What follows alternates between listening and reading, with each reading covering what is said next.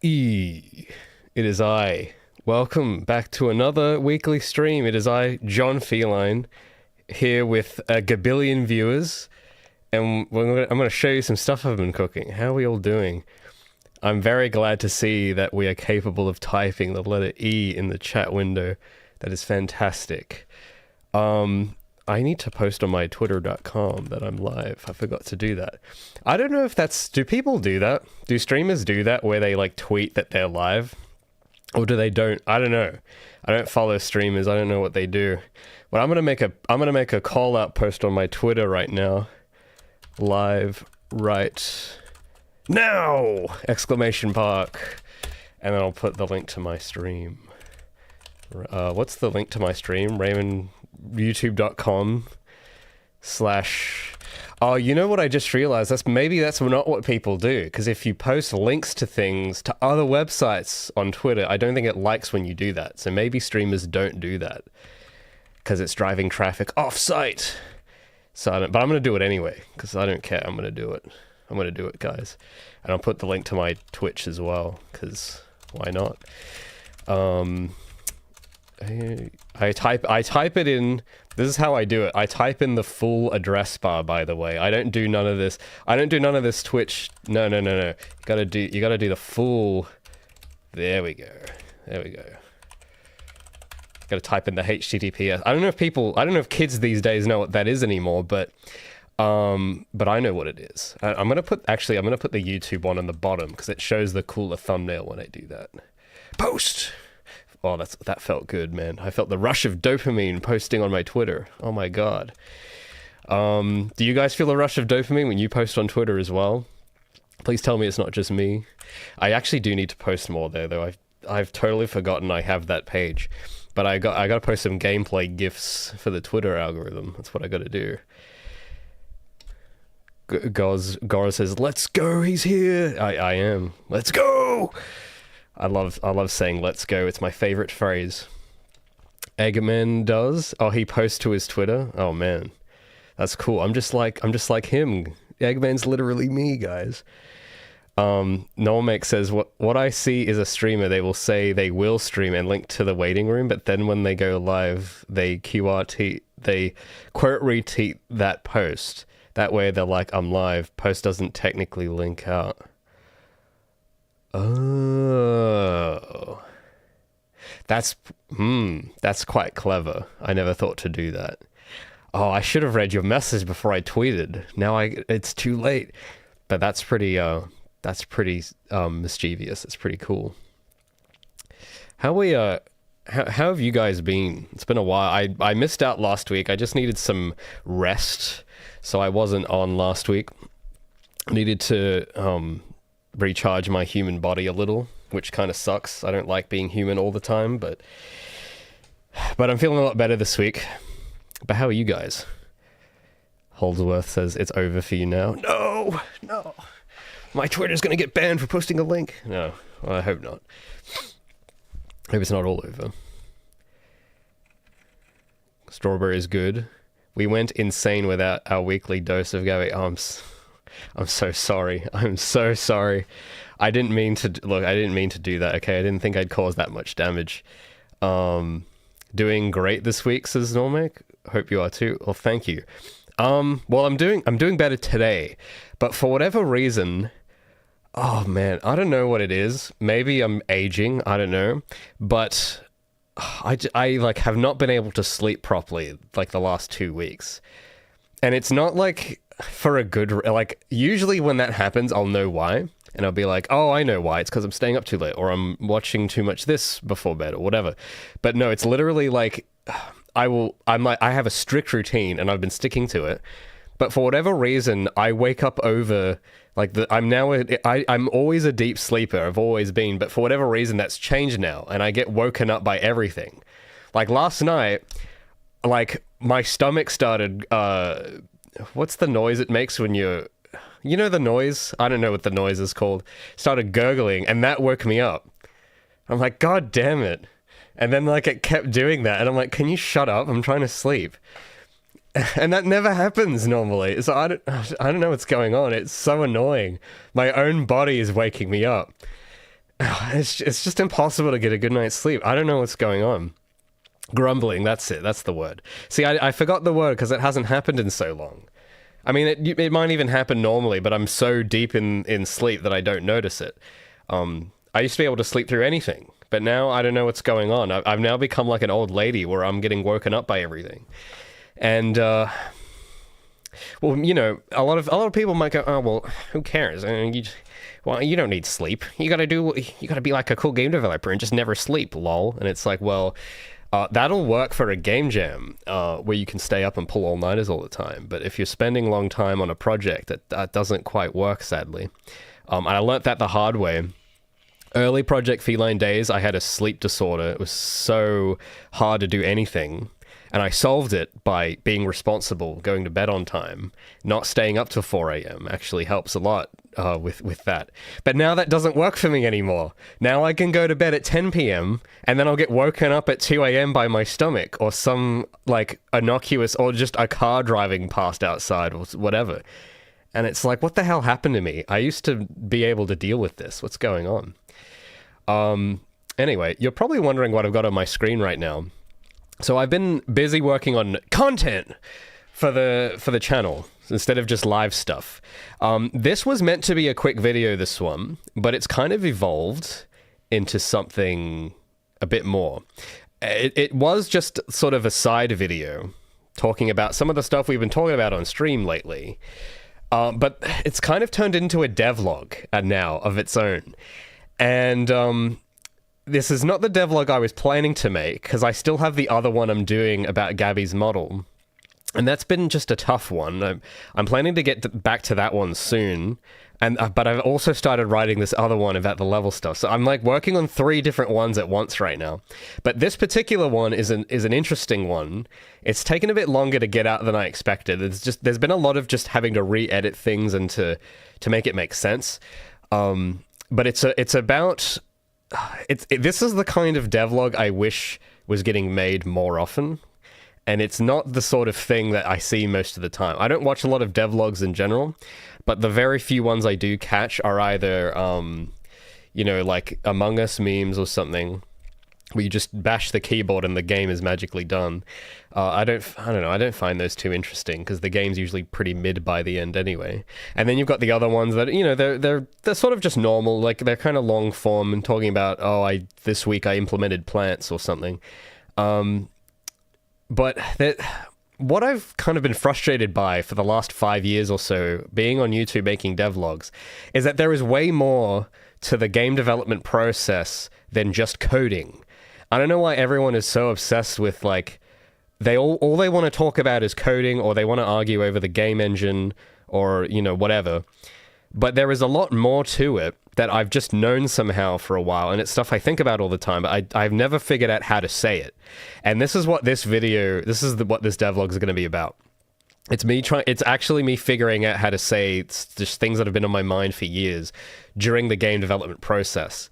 And it sort of goes beyond the code, beyond the technicals, and into, like, I don't know even what you would call it, into the spirit, maybe you could say, which I think matters a lot. And to try and explain why, I've spent, well, how long is the current cut? I think I've got like a 6-minute part here, and then it's around here I get a bit lost, and I've got a few other segments that I've started editing together of different takes. So it might end up being like 20 minutes or something, which is a little longer than my normal ones. But I've got a bunch of like clips here just sectioned out individually that I've been trying to work out how to mix correctly, because it's kind of out of order and it's all just sort of rambling. And these green parts, this is the voice, this is the green part, these are like redubs I've done to try and explain things better and more concisely. But even then, it goes on to a lot of branching topics. Like, this is sort of what's going on in my head when I'm making the game. That's why it seems so disorganized. Because I've got like a CPU in here with 8 cores in it that are all thinking different things all at once.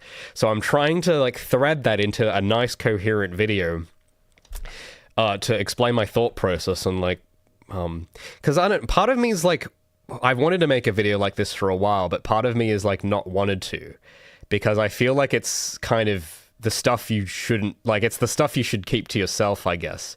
But I don't know, I think there's something I ought to be saying and putting out about this. So if you've ever wondered, if you see me here working on stuff and you've ever wondered, like, why does Ray have such a strong thing of needing it done this way? Why does Ray obsess so much over, like, having the look be like this? Why does Ray need the mechanics to be exactly this way? This is pretty much like my 20-minute version of the answer of why it has to, like, why, what sort of, I don't know, my intentions are of, like, the entire project, which haven't really talked about, actually, when I think about it. I think it'll clear up a lot of things about development as well. It'll explain kind of why I make choices a certain way, and you know, why the game is starting to look a lot better than it used to. Like, there's a lot of things that, you know, are beyond just being in Blender and being in Unreal and just coding. Like, that to me is like the surface of the iceberg, and then there's all this stuff underneath. And that's what I'm trying to put into words here, but it's just been difficult. I'm not the best at, you know, going beneath the iceberg too much. So I'm trying to make it coherent and sensible, and not just you know, not just like crazy ramblings.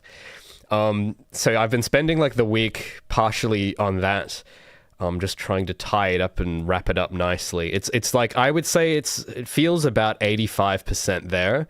There's just, after this part, the coherency just falls off a cliff, and I start bringing up this completely different thing, and I'm trying to work out how to relate them together, because I'm talking about Gabby's the art style for the game, and then I start talking about the mechanics, and there isn't like a good bridge, so I'm trying to tie it up and like make them connect, and then the rest of it should be pretty simple from there. I just got to find B-roll to fill in all the gaps, so that could just be gameplay footage or time-lapse footage or something that can fill that up, and that'll be it, really. So I think I said I would spend, I think I said it would be out like last week, but I found I had so much to say, so I recorded more, and I've just been you know, organizing it, so it'll be worth it. I don't know how well it's going to be received, really, because it's again, it's not the kind of video I see on YouTube, but that kind of what makes me excited to upload it, because this is the kind of stuff I wish people would talk about more, because, like, this is what I wanted, you know, because I don't like networking that much, I don't like talking to people that much, but if more people were talking about this sort of stuff, I would want to talk to more people about it, if you know what I mean. Like, that's why I avoid Reddit and all this places, because all everyone wants to do is argue about Unreal 5, and it's just kind of tired. I just don't care. There's way more important things, in my opinion, so I'm trying to put into words what those are. Little Electricity says, not the meat and potatoes, but the dish. Yeah. Oh, man. That is a good way of putting it. Oh.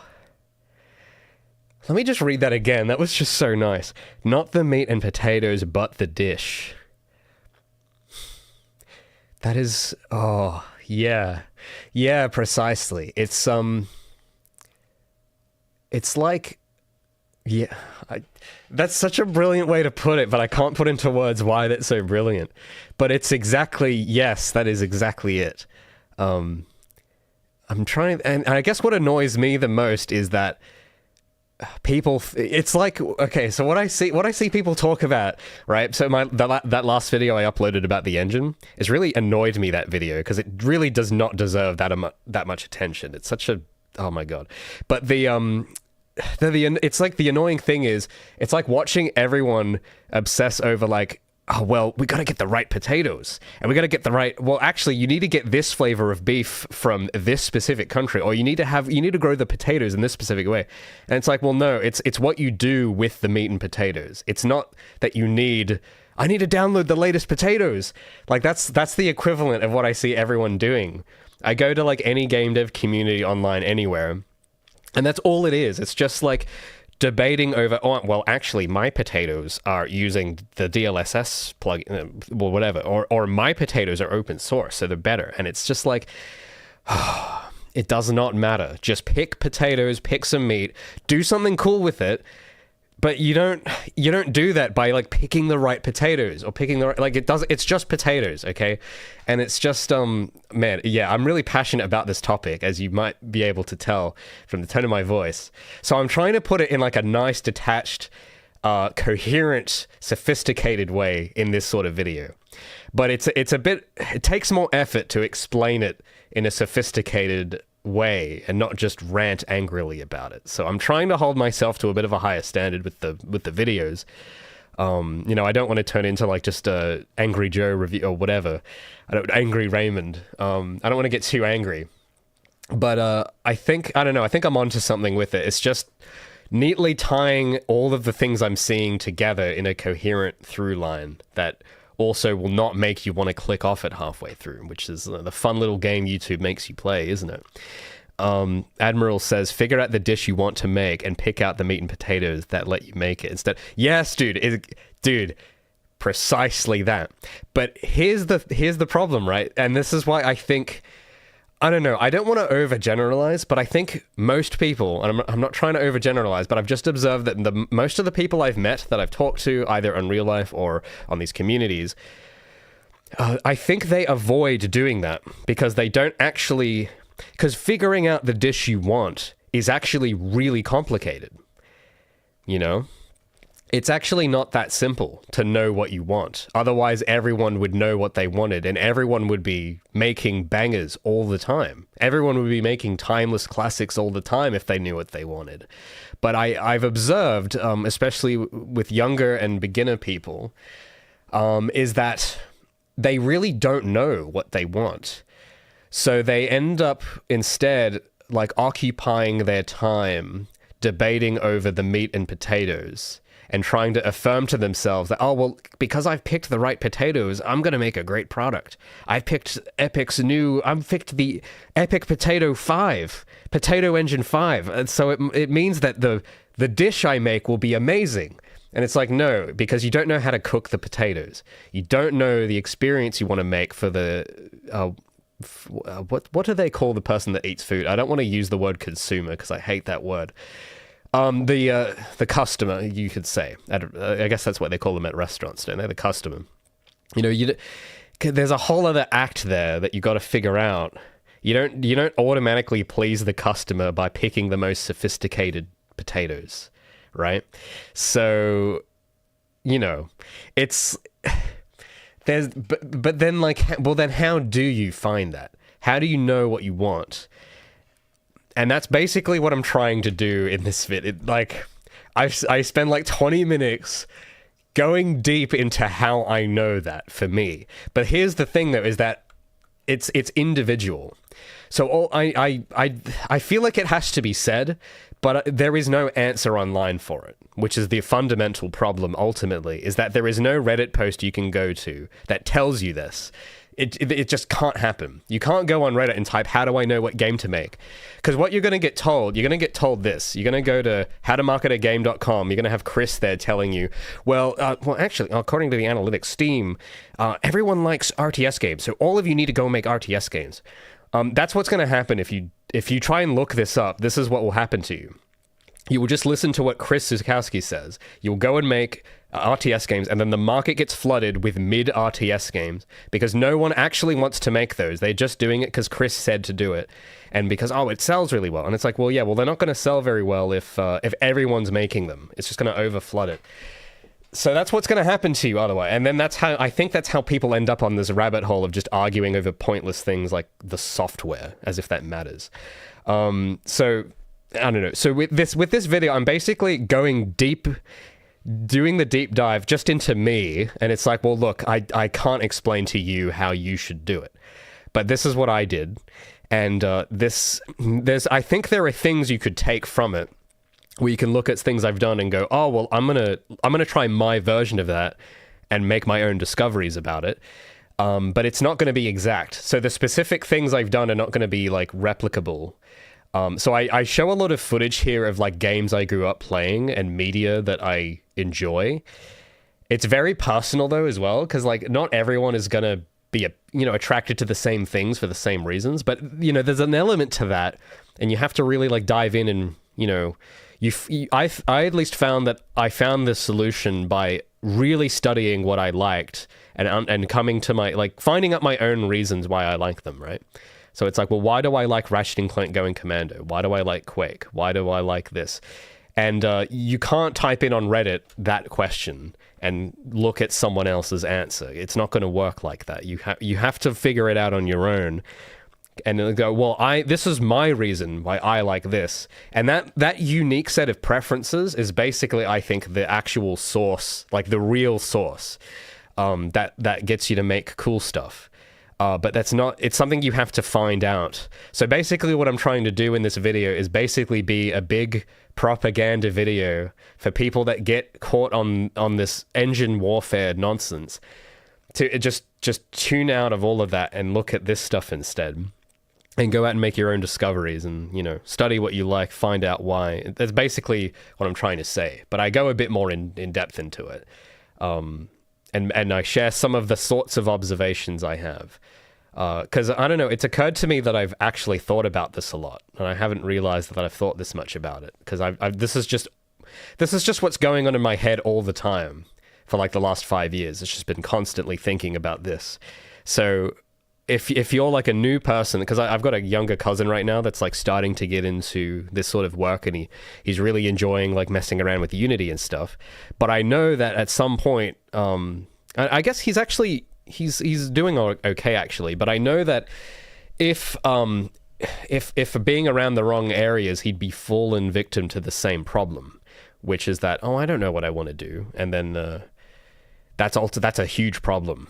That's the biggest problem that you can't solve by picking the right engine, isn't it? You can't solve, I don't know what to make. You can't solve that by picking Godot or Unreal 5 or making your own engine. Because at the end of the day, it's like, well, I don't have a reason to make something. And that's, I don't know. I think that matters way more than like, I think that matters the most out of like anything. But I'd never see it talked about, ever. Never see it. All I see online is top 5 tips, how to pick a game engine in 2025. All this, I don't know. It's just not helpful, most of it, at least in my opinion. So I'm trying to do something. You know that saying where it's like, be the change you want to see. So I'm trying to do that. So I don't know if this video will make sense to most people, but I'm trying to make it make sense. So I've got a lot of random clips in here that probably don't look like they go together, but when this comes out, you'll understand. You'll understand what's going on. Metal Wolf says, it's not the game engine that's important, but rather the talent. Dude, did you hack my computer and watch this video before me? Because I literally say that exact line. Dude, he's literally me right now. Yeah, I basically say that exact line verbatim. You just plagiarized my script, buddy. I'm going to have to copyright claim that comment. Holsworth says, just download Unreal 6, let's go, problem solved. I know, man, it's pretty nuts. But no, people actually think that, and I don't know, it just drives me crazy. I just see on Reddit everywhere or whatever, it's like everyone's just thinking, well, if I just download the latest engine, all my problems will be solved. And it's like, oh my god, dude, no. No, that's how you get the PlayStation Store. Because remember, I think last stream, someone showed me the PlayStation Store. You told me to look up the PlayStation Store and look at what was coming out this week. I was able to find screenshots of some of those games, and oh my goodness, man, it's brutal. And, well, that tells me, that's the result, in my opinion, of, this is what happens when you don't know what you want to do. And it's just mobile game junk. So I don't know. I guess the point is, I don't know, I think it's important. Because I know that, because you see this little clip here, right? This is some footage I'm using on Gabby's devlog that I'm still working on that one as well. This is actually quite a satisfying time-lapse piece where I do the UV mapping and stuff. And I know that when I release this video, after this one I'm working on now, I know that when I release this, there's going to be like an onslaught of people asking me like, what plugin did you use for this? What software did you use for this? So how did you make the texture? Did you use GIMP or Photoshop? And my answer will be that you can use whatever the hell you want. It doesn't actually matter. Like because I'm just trying to like preemptively assess like what the questions are going to be about this whole procedure. And I know that there are going to be people that think that the key secret source was using Blender. And it's like, no, you could do this 20 years ago in 3ds Max, all of these techniques. But what it does demand is a extremely skilled person using the tool, not the tool itself. You could do to make this type of texture and this model and all this, you could use Autodesk Maya from 2001. It would not matter. But what would matter is how good are you? You know, are you the guy? Are you the one? That's kind of the real tool is you. And I don't know. What I'm hoping is when I do this video and put it out, there might be more people that get convinced that they are actually more important than they think they are, and not the tool, which I don't know. I think it just needs to be said. I think, because ultimately, why would you put so much stock into a tool? If I had to guess, I think it's just because you have like no faith in yourself. You have such little faith in yourself that you kind of buy into de facto accepting that, well, of course it's the tool. Of course I need the tool. And it's like, well, that tells me that you don't have faith in yourself if you need the tool, you know? And I think that is a huge epidemic right now. I see it I don't just see this in games, I see this everywhere. And I don't know, man, it worries me a lot. So I don't need to go that deep into it, but that's what I've been in the video department. That's what I've been cooking up. I don't know. It probably won't. I don't know if this is going to like do well in the algorithm, but I don't really care. I need to say it. Thanks so much, Snubbill, for gifting 1 membership to K1905. Dude, thank you so much. I really do appreciate the support. Support like that tells me, it incentivizes me to think that maybe I'm onto something here. So thank you. Coesta says, thoroughly examining your own taste. Dude, yeah, man. That's basically, yeah, that's pretty much what I'm doing here. So I won't go into it on the stream because, I mean, you'll be able to just see it when this is finished. But yeah, it's basically doing that, you know, it's like really looking at what you like and why. And there was a bit I'm not sure if I'll put into this. I'll get into this, because I have a line, I have a bit of voice over where I talk about this part, but I'm not sure if I'll end up putting it in.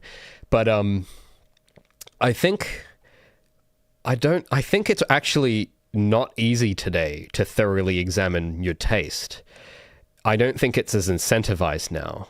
And I've just noticed this because I had this group of friends I used to game with, and they were very much they were kind of like the consumer meme. You know that meme where it's like the 26-year-old consumer? I don't know. Maybe this is some of you guys. I'm not trying to call anyone out here, okay? But I'm trying to find the meme. Yeah, like this. I used to hang out with people like this, right? And they actually looked like this exactly, with the exact same haircut, the same physiognomy, the same beard, and the vape, and like literally spitting image. And they would not you know, if this is you, that's fine, but just realize this is you, and maybe you want to do something. Because like the thing I've noticed is that the consumer didn't used to be a thing. You know, you go back to the 1980s, it was less of a thing. But nowadays, it's like, oh my God, it's everywhere. And this group of friends I used to game with, they would be extremely, like, topical. And they'd always be really frustrated that I never watched things. So, like, we'd like, I don't know, what game, like some battle royale, like Warzone or whatever. We'd be hopping on Warzone. And they'd be like, oh, did you see the new Daredevil? And I'm like, no. It's like, what? How have you not seen that? And then I get bullied for like 2 weeks for not watching the latest show. But what I noticed with them is that they would like talk about the new thing for a little while, and then they'll never bring it up ever again. They talk about, oh, this episode of The Boys was so cool. And then like a week later, they never bring it up. And then a year later, they never bring it up. They never revisit it. And it makes me wonder, it's like, well, did they actually even like the show? Did they like the thing? Or even with games, to keep it topical to the channel. Even with games, it's like, oh, dude, I played the new Jedi Fallen Survivor. It was so good. And then like a year goes by that I never hear them bring it up. And like after release week, I never hear them bring it up again. And it's like, well, did you even like it? Like you only played it for a week. Like, did you not like... And then, because then they're on to some new game. And it's like, oh, well, this week I bought this one. And then this week I bought this one. And it's just like, do you spend time with any of this stuff? Like, do you spend more than a week with any of this? And I thought I was just weird, because I'm like the opposite. I'm the annoying friend that will obsessively bring up the same video game from 2004 and talk about nothing else. So I'm that guy, right? And that might be annoying to some people. But that's actually not a bad... I don't think that's bad, actually. I've realized that by being the annoying friend that's always obsessed with one movie or one game, it's actually made me... I don't know how to say... It's helped me examine my taste, as you put it, which is actually, as a creator, has been extremely helpful. And I wonder, maybe, I can't really put blame on the consumer because they're not trying to be creators. So, they aren't the ones going out and making stuff. So I don't really hold it against them. It's just they're not built that way. They're the people, I hope I can entertain some of them at least. But I do hope that there will be people, for when my thing is done, that will play it for more than just a week and, sit with it for a while, spend a few years with it maybe. And, because that's how I treat stuff. And, I try to, I go a little bit more into that in this video of like why certain things, what I see in them and why. And I don't know, I think I need to say it. I've thought for a long time about not saying it, but it's like, I think I should say it. I think I should say this stuff. Admiral says, I know someone who is the #1 super fan of Persona 3. Oh, that's pretty cool. But, because I used to kind of not really get super fans, but I think I kind of get it now. But the thing that's interesting is that with the consumer meme, it's like they will act like super fans, but for a very short period. But the real super fans, they're kind of toned down, but it endures longer. Like, they stay a super fan for a long time. But I don't know, I've seen a lot of people, like, they become super fans of the new and not actually what the thing is. I don't know, it's just interesting. And what's the opposite of the consumer? I don't know. I don't know. I haven't really thought much about what the opposite of that would be. I don't know, because I'm a very, very... Because in a way, the opposite would still be a consumer, because I'm probably technically a consumer still, but I am extremely picky consumer. I'm an extremely... I don't know how to put it, but I'm extremely picky, and I'm like very tempered, and like choosy, and I limit it a lot. I limit my exposure a lot. That's why you guys always have to be telling me about animes to watch, because by default, I just have firewalls up everywhere. I don't let much in. And I think that's good as well, I think, actually, for a creative. I think there is something to be said about limiting your influences. Because you don't really need to be inspired by everything. You just need, like, maybe 5 good things. Because that's the other thing I see as well, right, in these little game dev discussions.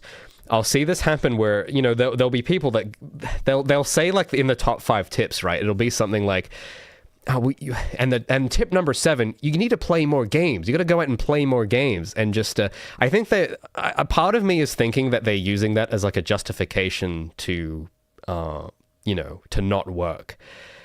But you don't, it's good to do that a little, but you don't have to really you don't have to overdo it. Like, you don't need to be playing every new thing. I don't feel the need to, personally. I have like maybe 4 games that I'll go back to every couple years, and I really love those ones. I don't really want more, and I don't need more. And I just look at what I have, and it's like, well, why do I like this? And then I have like a lot of really weird reasons why I like it. And that does it. I like that. Whoa, Tomox, thanks so much for the 50. That one game from 2004, you must be talking about Armored Core 3, The Last Raven. Anyway, I did pick up a game that's trying to be an Armored Core game that's designed like Demon's Souls. Its name is Doll's Nest. I have been having a good time so far. Thank you so much for the 50, dude. That was very generous of you. I'll check that out. We'll look at it on stream, seeing as you went to the trouble to tell me about it. Oh, I see. So I actually have a well, that was not the game I was referring to. I might have got the year wrong actually. I have seen some footage of Armored Core and it looked cool. I don't know if it's my kind of game, but but this does. See, I don't know, because maybe I'm to the point where I don't really, because I don't feel an overwhelming need to go buy, add to cart now. I don't know. I never feel that urge anymore. But this does look decent, you know? Like, it looks... I don't know much about Armored Core. Let's have a watch of this trailer. Because, yeah, I don't know much about it. But the fact that you like it so much that you wanted to super chat me 50 to tell me about it, it means that they're onto something here. It means that they made this with the right attitude. These people probably loved Armored Core, and you can kind of tell. This is intriguing. It's not like in the exact, it's not what I need to consume now. I don't have an overwhelming need to like add to cart, but this like titillates you, right? Like you look at the visuals and you can go, huh. It doesn't, and that's good, you know. It's the what you don't want is you look at it and go, oh, another one of these. That's the reaction you don't want. But this actually looks kind of cool. Is this an indie game? I don't know. I've never heard of Nitro Plus. See, that's a symptom as well. So by me not being a consumer, I like have not heard of any of this. Okay, this must be an indie then. It's their first thing. Man, that's actually... Oh, the music sounds really cool as well, actually. I don't think it's coming through on the stream, but the music's cool. But yeah, this thing. So this is... Should I go into... I don't know if I should go into it, but... This is something. I don't think I'll be able to appreciate it the way you do, but I think I understand what this is to you, Tomok. So there's a word I coin a phrase. I haven't heard this phrase ever, so maybe I'm the one to come up with it. But in this video, I come up with this phrase, and it's the artifact of attitude. That's what I like to call... Like, I'm not an Armored Core fan, but I have my little things that I'm obsessed over. And I call them artifacts of attitude. And if you kind of know, if you read behind the words a bit, I think you'll understand what I'm saying. But this to me looks like a cherished artifact of attitude to you. Because I think it says, when you look at this, it says something to you, doesn't it? You see something in here that is beneath the visuals, beneath the art style, beneath the choice of gameplay, beneath the color scheme, beneath the music. There's something about this that enraptures you. It won't be the same thing that enraptures everybody. It won't enrapture me in that particular way. But I can tell that this attitude has possessed you. That's how you end. That's the kind of thing that makes people care so much to buy the thing, to then spread it word of mouth, to tell other people about it. It's not because they invested $1 million in marketing. I don't, because I've never heard of this. This looks, I'm just guessing it's indie because it's just self-published. You don't get this by spending $1 million in marketing. This is a whole different game. This is someone who has successfully imbued the attitude of Armored Core into the next generation. And you need to do more than just programming to do that. You have to do more than just modeling in Blender and just downloading the latest engine. You have to do way more than that to accomplish this. So that's what I'm trying to explain in this video. But I can recognize the signs. I don't know how to explain to you how. You'll be able to see it though. I can't see it, but I can tell that you see it. So I don't know if you've like studied this a lot, but you need to spend like a week obsessing over this and picking it apart, and you'll be able to put into words what it is about it that you see, I think. And then if you're a guy, that's probably what these people did, if I had to guess. And again, I'm just pure conjecture here, okay? I don't know. I've never heard of these people. I don't know what they're thinking, but just from the work, it tells me that these people would have played Armored Core and they would know why they like Armored Core, like really. And they would know for their own reason. They don't know because they looked at Reddit or IGN and went, well, what did the critics say about what Armored Core? Oh, they said that they gave it a 9 and they said it was like good for this reason. Like, no, that's not how they knew they liked it. They did their own working out, and they have successfully carried, you could say, the ritual. I like to look at it like that, because in a way it is by properly being influenced by a game, it's like passing on culture in a way. There's something about Armored Core these guys liked. They liked it so much that they needed to pass the spirit of it down to the next generation of consumers, the next generation of gamers, or what have you. And they've done it such a good job of it that they've made it led to the universe creating the circumstances of events that led you in my chat telling me about it, which is incredible when you think about it. When you really think about that, isn't that freaking awesome? Isn't that cool? That is something you can't quantify with a marketing strategy or a quarterly report or whatever. You can't. This is like a whole different game. So I'm in this, I don't know, this is why it's been taking me so long to do this video, because I'm trying to put into words what's actually happening with this exchange that's just happened of you telling me about this. There's a whole thing going on there. And, I'm trying to put it into words, is pretty much. I'm trying to explain it in like a coherent way, because I think if more people were aware that that's what was actually going on, people would be putting less stock into things that don't work. Like, if we just spend $1 million on marketing, it'll work. No, it won't. There's a whole other game going on here. Coesta says, there's just kind of a way you can tell they're doing the right thing. Yeah, man. That's yes, but it's just, it's funny because I know exactly what you mean, but you don't even have to really say it. Like, you can tell there's a way, and you know what the right thing is, but you can't really explain what the right thing is, but you just know, right? So I just think that's cool. I'm trying to put this into words, right? I'm trying to explain, because the right thing is not an absolute. It's an extremely individual, circumstantial thing. And I'm trying to find the things in common that make the right thing for certain people, for certain projects. So, what the right thing for Project Feline is not going to be the right thing for Armored Core or for Doll's Nest or what have you. There's going to be a right thing for Gabby. There's going to be a right thing for me. But you can't find it on... Type in google.com, what's the right thing for me? No, you can't find it like that. You have to do a lot of introspection. But that's pretty cool. So, but to answer your question, it wasn't Armored Core. I think it wasn't 2004. One of the games I obsess over the most is the 2006 game Sonic the Hedgehog, which everyone seems to hate for some reason, but I've just spent a lot of time studying what that game did right.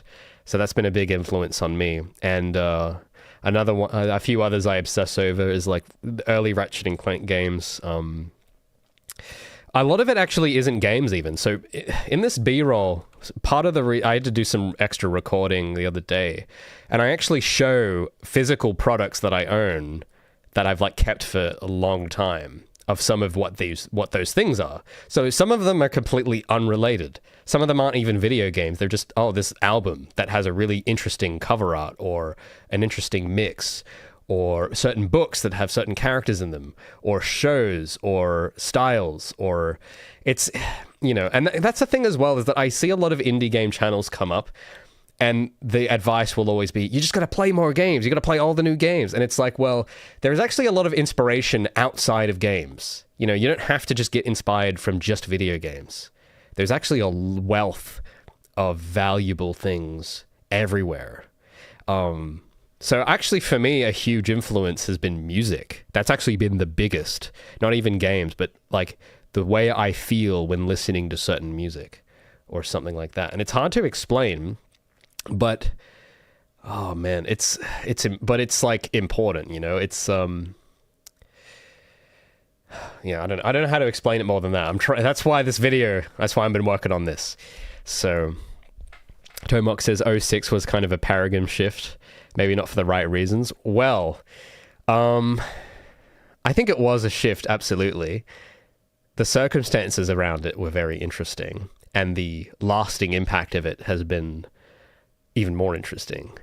But yeah, I can't find the words right now to explain why I find it so interesting, but a few years ago, I wrote like a 7-page, I guess you could call it an essay about it, just for myself. So it sounds kind of crazy, I know, because like I haven't gone to college or whatever. I don't know like how to be literate or whatever. But I remember one time because I was basically gaslit through my whole childhood to hate that game because that's what everyone was doing. And then I realized, like around midway through, around like a few years into Project Feline, I realized, wait a minute, I actually like this game. Why am I trying to deny my heart's desires? So I wrote this, like, I spent like just a complete stream of consciousness. I sat down for like 5 hours and wrote this long 7-page like dossier analyzing the whole game. I never posted it or shared it anywhere. I just did it for my own sake. And I'm like, oh, okay, this is what I see. This is why I like it. And I'm not going to let anyone gaslight me out of this anymore. I'm not going to let Game Grumps convince me that there isn't something going on with this. So I've just kind of kept that in the back of my mind. And, I've done that with a few other things as well. But the Sonic in particular was interesting because it was just such a hated thing. Like it was...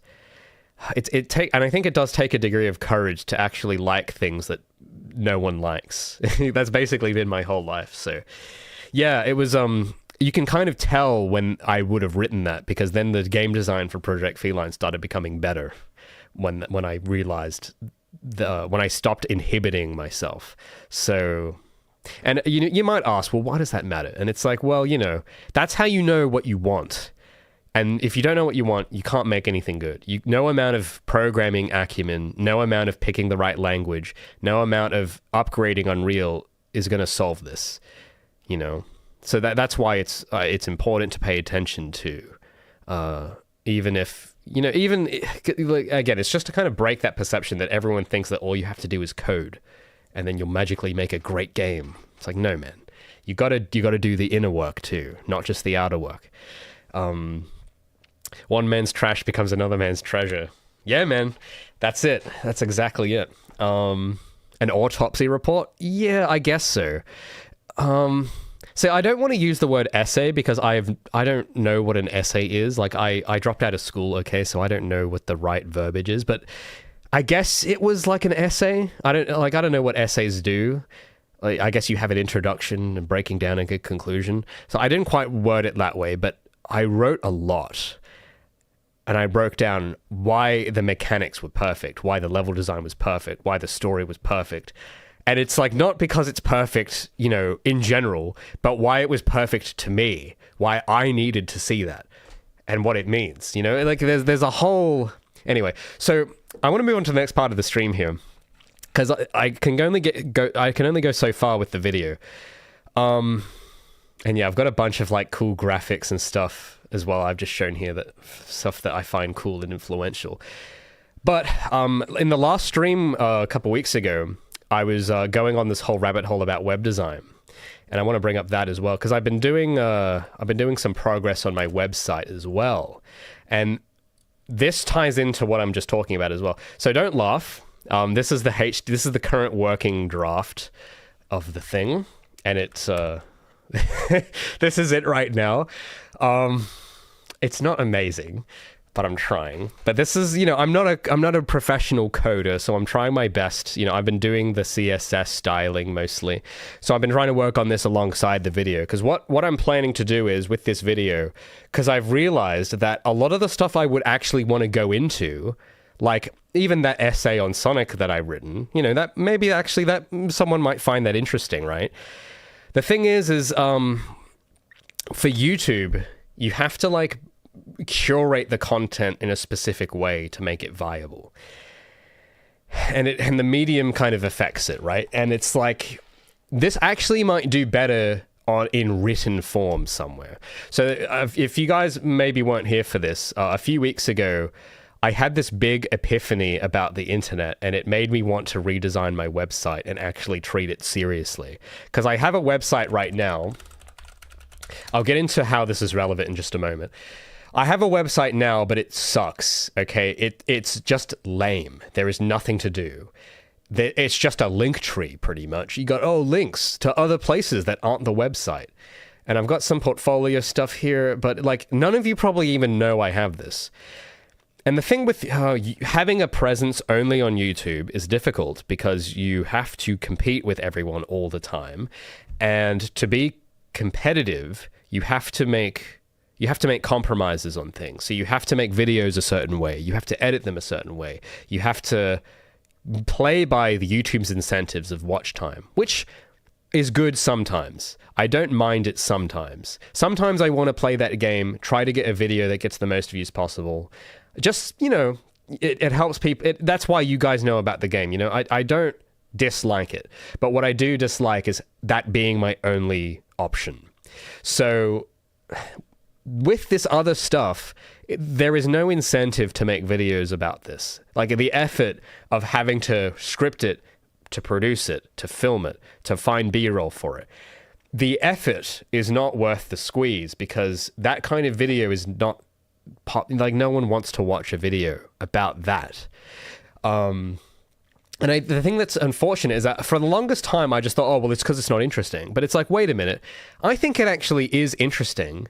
It's just that, unless you Mr. Beastify it, no one's going to care.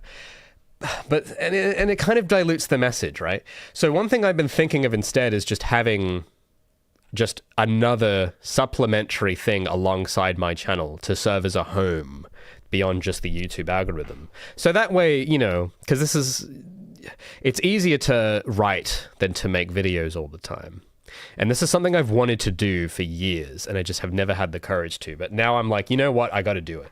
So I've been trying to I've been trying to do it, the old school way, doing it in HTML, CSS and stuff. And I've just got a sample article I've put in here. This is actually for my Patreon of stuff I've written about my level. So here's the thing as well that you guys probably don't know about. I already write a lot about what I'm doing that I just don't share because I don't have a place to post it. I have like the Patreon, but like nobody checks that, right? Because it's Patreon. The Patreon UI kind of sucks. And it's like, well, what if I had like a nice place that people would want to visit that actually looked cool, that had some personality, that made you feel something when you browsed it, that also had actually cool stuff to read. And I think this level of it's quieter, like the topic, this sort of stuff I want to talk about, like introspecting on what you like and why, stuff that isn't top 5 game dev, whatever, stuff that isn't that, the quieter topics that YouTube is probably not going to push to people that much, the niche things. I feel like the better home for them is a place like this, where you're not being surrounded by YouTube thumbnails everywhere with the soy pointy face everywhere. It's just quiet. All you have is just to read what's on there. And you can really dive deep into stuff. You can browse through stuff from whenever. Like this at the moment, this is recent. But, I've written stuff for years that I just haven't shared that I would want to put up here. And you could go dive back into 2019 and read about the stuff I was thinking about then and all this whatever. And, it's part of the development journey, but it's like the beneath the iceberg stuff that, it wouldn't be viable to make videos on because it's just too much effort. But, it's effort to make a website immediately, but that's only short term. Once it's finished, and then the effort goes away. To maintain it is a lot easier than to have to constantly put out videos. So that's something I've been wanting to pivot towards for a long time, and I'm trying to put that into practice. So the thing is, I'm not really happy with this yet still. So you guys tell me what you think I could do to improve it.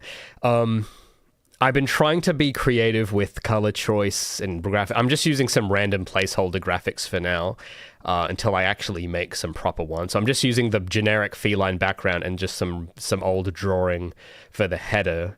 And I'm trying to style it like my room. So I'm using colors from my actual room for like the font color and the background.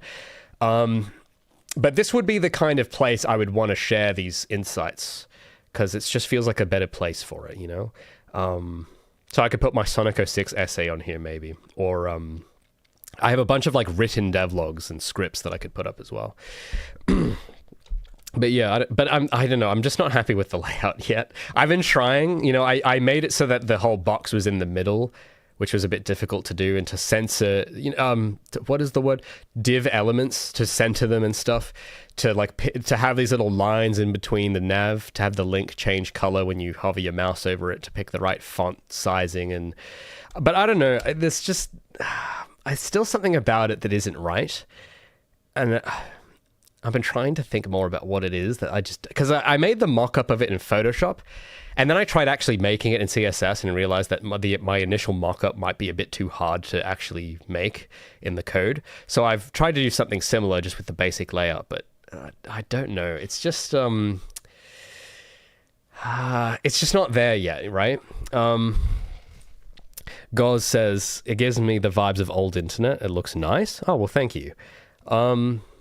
If the sky background is something you're going to keep, it need to transition well. Yeah. So the graphics are just placeholders for the moment, and I agree it is a bit harsh.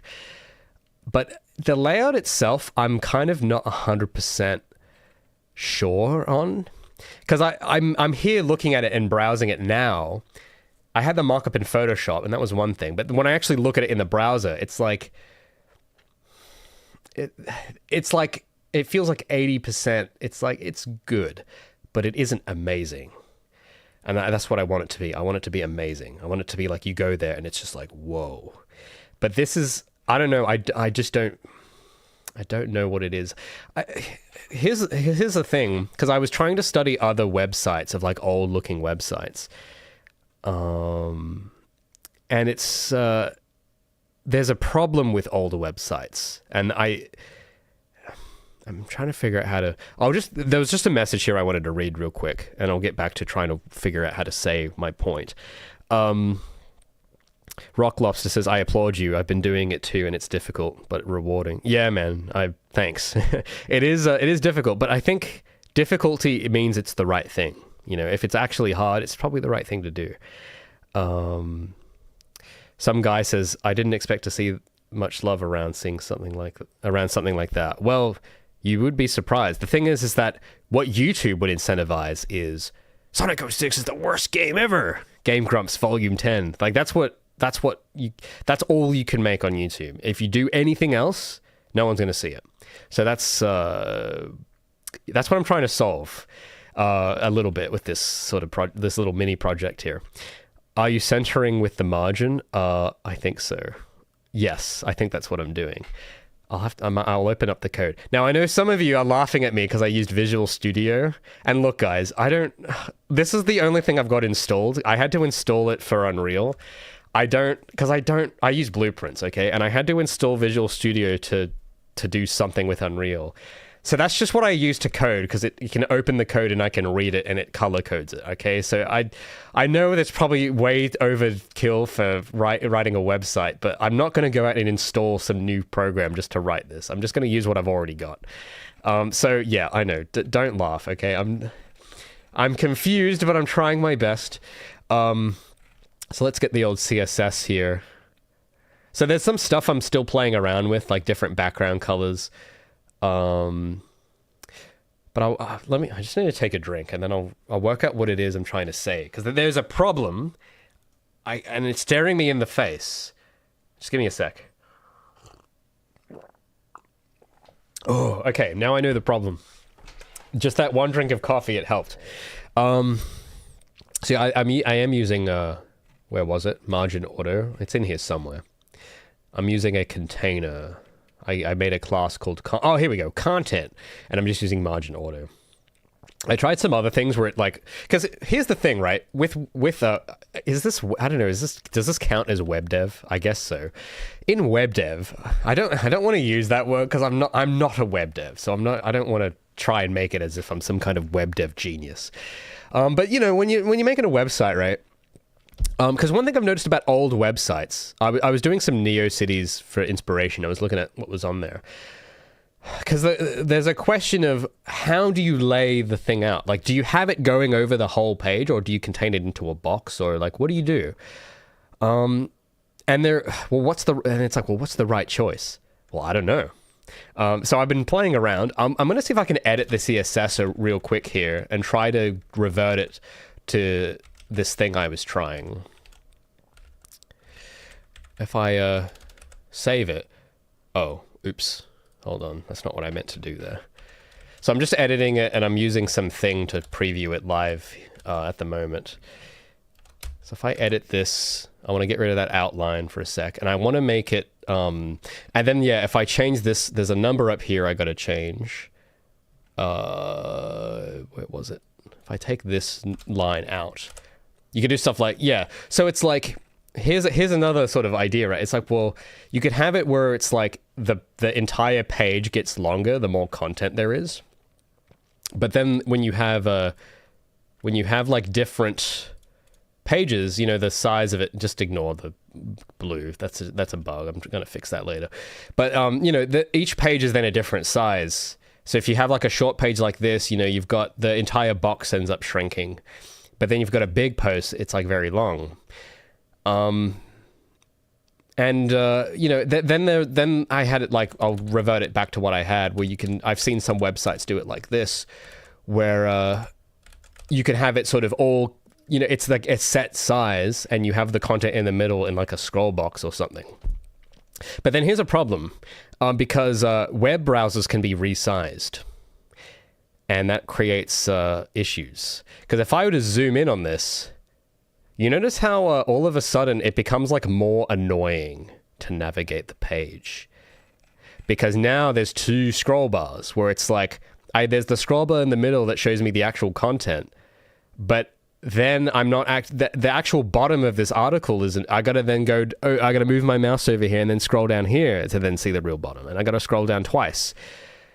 And I think this is probably the reason why people stopped doing websites like this. Because it works fine if everyone has a 1024 by 768 monitor, but we aren't living in 2001 anymore, unfortunately. So I guess that's where responsive design becomes a thing. And on the other hand, though, because what I don't want to do is that there are people that go too much into responsive design, and they make the entire site with just completely no flavor. And it's all responsive with no personality. That's the 180 opposite. This is kind of this is the opposite problem, where it's extremely deliberate and personalized, but it's extremely unresponsive. So, you know, it's like, what's the middle ground? Could there be a middle ground? Is there a way you can get both responsiveness and flavor? And I think I might be onto a solution. And I think the solution is, I don't know, maybe we can block out something here on stream, maybe, because I had an idea last night that I haven't put into practice yet that maybe we'll try and block out. But I wanted to show, what website was it? I'm going to try and look up what I was doing to find this, because I found Japanese websites actually do a pretty good job at this. What was I looking? I think I was trying to find the Astro Boy website. Don't ask why. I was trying to find this old... I was trying to find like the old... not this, though. This wasn't it. It was... I was trying to go to the web... I think it was like the web archive or something. And I was trying to find like old anime websites. Actually, this looks kind of neat. I haven't seen this one before. But you notice how this one, right? It has that kind of deliberate design. I think what's going on is that the actual size of this panel, you could say, is just automatically scaled to fit the contents of the sidebar. That seems to be what's going on. So I guess they don't really think about how big vertically this thing is. I think maybe they're just not thinking about it, which maybe, you know, maybe that's fine. Because the thing is, there's a whole other set of rules I'm trying to also apply, which I'll get to in a sec. But an issue though, where do I want to go? There's like two different roads I can go down right now. What do I want to pick? Well, actually, I'll go option A first. So the one of the problems with NeoCities, because this is one of the things I was looking at for inspiration. Oh, I haven't seen this before, actually. This looks cool. See, every time I go here, there's always something new, which is... It's always something kind of interesting. But here's something Whoa. Okay, they started playing music. I don't want music. But here's the thing. Because this stuff is actually quite cool when you look at it the first time, right? But there's a reason why websites stopped looking like this. And what my concern here is, because I think some people, at the moment, the reason why NeoCities is having a resurgence is that it's in the nostalgia cycle, which is about 20 years. After about 20 years, something will go in, come out, and then go into fashion again. And the thing I'm always wondering is, how do you keep it in the cycle without it falling out of fashion again after the nostalgia cycle's left? Because then the next thing that came after it'll be that thing's turn to be in the nostalgia cycle, right? So how do you stop it from being lost to the sands of time? And I think it gets back into the nostalgia cycle because it's of just nostalgia, right? It's fine. And it as long as something is similarly styled like the old thing, it'll be appealing. But in 2030, what's going to happen to all this? Is this still going to be as novel and cool? Are we still going to be longing for this then? And I don't know. But here's a reason why I think it will not last. Because if you look at stuff like that, and I'm not trying to be like critical. I'm just trying to analyze and look for things that I think will happen. This is actually kind of nice, but actually this is actually good. There are ones that have this problem more, and I'm not trying to be like a hater. It's just an observation. And I don't know. I think it's important. I don't know, I'm just clicking on random ones here. So like this is a better example of what I mean, right? Because then you look at stuff like this, full of personality, right? Amazing. Pretty cool. But the actual contents of the site is hard to read. And a lot of them are, is there like an area that has a lot of content in it? Like this is the homepage won't have much, but if we click on just one of these, like here we go, a lot of text, right? What's the unfortunate thing about this is it's stylish, which is great, but substance takes precedence over style. And the unfortunate thing about designing things like this is that the style is overpowering the substance of the page. And I think it's on purpose, because I think at the moment, people on NeoCities want style, which is fine. So it's working now. But in 10 years, it's going to have the same problem where a lot of the content is just hard to read for long periods. Like, you need to imagine sitting here for an hour reading this with red, what font is this? Vernander, and on a transparent white background with the paragraph spacing set too wide. You've got to think about that and go, well, is this going to be satisfying to sit here and read for an hour? Probably not, because it strains the eyes. And I'm not saying that this is a bad designer or whatever. It's just I can tell this person probably hasn't thought about it. I mean, I wouldn't have thought about it if it wasn't for that 1980s book that I happened to read. So I'm thinking, how do you help this spirit survive without it going out of fashion again for the same reasons it went out of fashion in the first place? That's what I'm thinking about, right? And I can tell that the thing I've got now, my current little mock-up here, is not that yet. It hasn't, it has the same problem. Because I've done the influence of the indie layouts and stuff, and it looks retro, but that's all it is. When I actually sit and read this, it's actually more satisfying to read it in the reader view. This is actually way easier to read. And it's like, well, that's important. The website should be stylish and make you feel something, but it shouldn't get in the way of the contents. And I think that's just something, I think, because I know this is a thing because I've literally made this exact mistake right now. And the mistake is, over focusing on style, over designing, and under thinking about the contents. So I've been trying to find more different things that have the thing we like about old websites, but have the advantages that we get with new websites. Because the new websites have the opposite problem, where the content is easy to read, but that's it. it's only just the content. Like, you go to Twitter, you're not inspired by the layout of Twitter. You don't even notice the design of Twitter, which is the point. You're not meant to. But you lose something if you aren't if there isn't some, personality. So Twitter has no personality in the design, or like these YouTube or the social media site, those don't have personality, but it has content, and that's easy to read the content. So it's like, how do you do both of those? How do you have a cool design and make the content readable?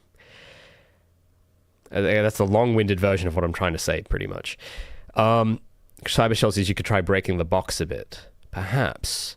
Well, hold that thought for a second, because I'm trying to remember what I typed in, because I found something that got me thinking differently about this. That was quite cool. I want to keep these tabs open though, because these are actually kind of neat. This is actually a bit better because they've picked a better font that's easier to read. But what is it? But just the fact that there's like multiple scroll box kind of is part of this problem as well. And I've noticed a lot of these designers, they love the scroll boxes. But if you're on like a different size screen, and I think it's on purpose, I don't think they want you looking at it on a small screen at all. So they probably don't care, which is fine. But it's something I want to think about for mine at least. Now, let me try and hunt down I really should have bookmarked this.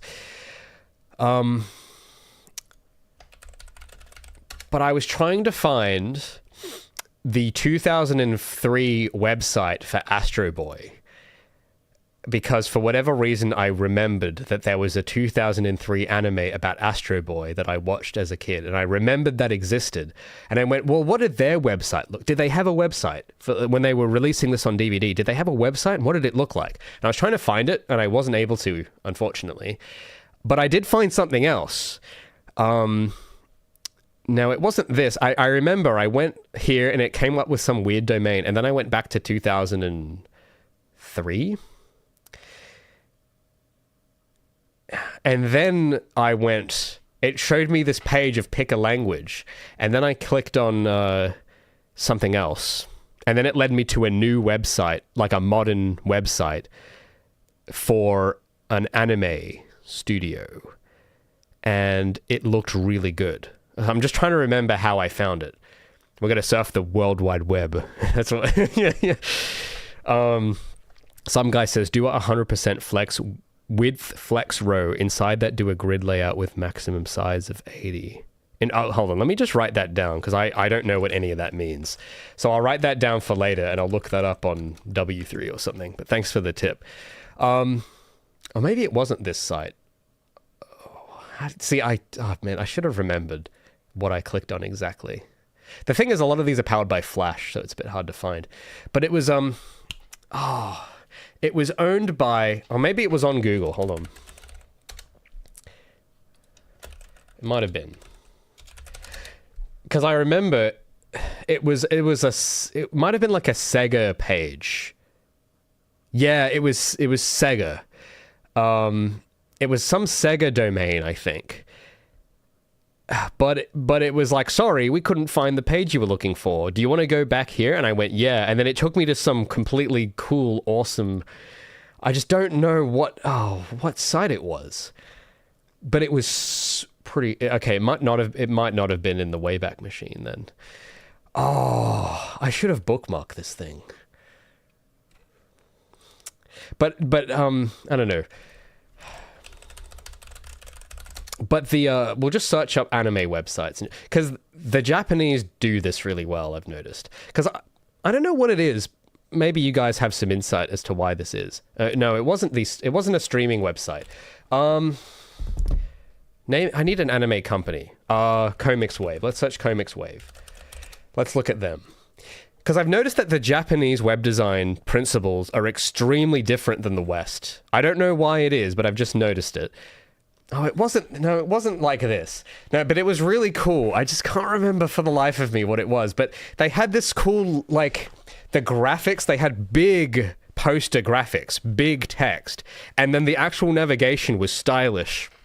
And it was cool, but it was better than this. Like, this is okay, but the thing I'm trying to find was even better. What's a popular studio that does anime stuff? There's one that comes to TMS Entertainment. Maybe their website looks like what I'm thinking. Oh no, not quite. This is still a bit in the Squarespace type of territory. Or maybe this is because it's the English website. Oh yeah, because it's on the English website. Let's go to the Japanese one. Okay, this is a bit more like it, but this is still not exactly it. Oh man, I don't know. I don't think I'll be able to find it, but maybe I can try and draw it in Photoshop, because I want to try and take some of the ideas from it. I don't know. Let's get Photoshop open. You guys can help me make a mock-up for this, because I want to try and maybe get a little bit of this done, maybe. But yeah, so I was trying to hunt it down. I don't know. I'm probably not going to be able to find it, but it got me thinking, maybe the Japanese are onto something with this. Maybe they've solved the problem. It's just, American and Australians don't see it because all the websites are in Japanese and we don't have a reason to read Japanese websites. So, it got me thinking, maybe there's a... So I'm just going to open... Okay, hold on. I've got Photoshop open here. Maybe we can try... Because I remember it. I remember the rough layout in my head. Like, I remember the foundations. I just don't remember how the hell I found it. We could try doing maybe something like that. I'll see if you guys maybe you guys know the site. Could have been Sonic Team's site. No, it wasn't Sonic Team. But we'll look at that though. Maybe Sonic Team. Maybe I don't know. Maybe they have it. No. Okay, it wasn't like this. No, this is a bit... I mean, this is stylish, but the layout... what I was thinking... Oh, this is actually pretty cool. I didn't know they had this on the... I thought... Wow. Okay, well, this isn't exactly what I was thinking, but... This has it. But the stuff that I've seen, the new whatever the website I saw the other day was better. But this has it. The problem is that it's all small. It's like really tiny. But the newer sites were dynamically scaled. They dominated the screen, but they were responsive, but not over-responsive, where they were compromising the visual flair, and it was all just black backgrounds like you see American websites do. But this, I don't know why this specific page is freaking awesome, but I'm going to leave that open too. This looks sick. But, yeah, you see how mine just doesn't quite do it? Like, this... Just imagine this probably gonna... I don't know, I don't have Flash, so there might be some cool thing here. You notice how mine just looks kind of lame in comparison to this? You know what I mean? Yeah. So, I'm trying to unlock the secrets. The hidden secrets. Oh, what canvas size do I want? We'll do, let's do 960 at the moment. So, I'm gonna try and, like, sketch out what it is I was thinking, because I don't know, now that I've fiddled around a bit with the CSS, I know I have a better gauge on how difficult things are to do now, and it's like, I know what I don't like is that I feel a bit too distracted to read it. Like, reading my own stuff here is kind of difficult because I'm so overwhelmed by the graphics. But I don't want no graphics, I want it to be done a certain way, so I'm going to try and just quickly sketch just an idea, okay? And we'll you guys tell me what you think of it. So to do these sort of mock-ups, this is how I've been thinking about it, right? We'll walk you through my process here. So I like to get at the grid. Man, I'm so obsessed with grids now, man. It's crazy.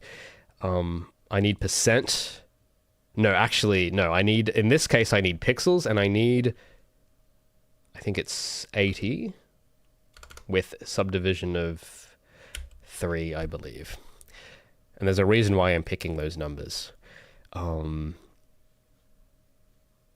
on a sec. I need to... why isn't the grid not showing? show. Come on. Where's show? Window, view, show, grid. There we go. I have to change that background so it's easier to read. I think it's the right. I'll have to look up what the right divisions are supposed to be. The reason why I'm picking this canvas size and this grid size, there's a reason for it. I don't know if I've showed you guys this before, but this was a few weeks ago. I was looking up this.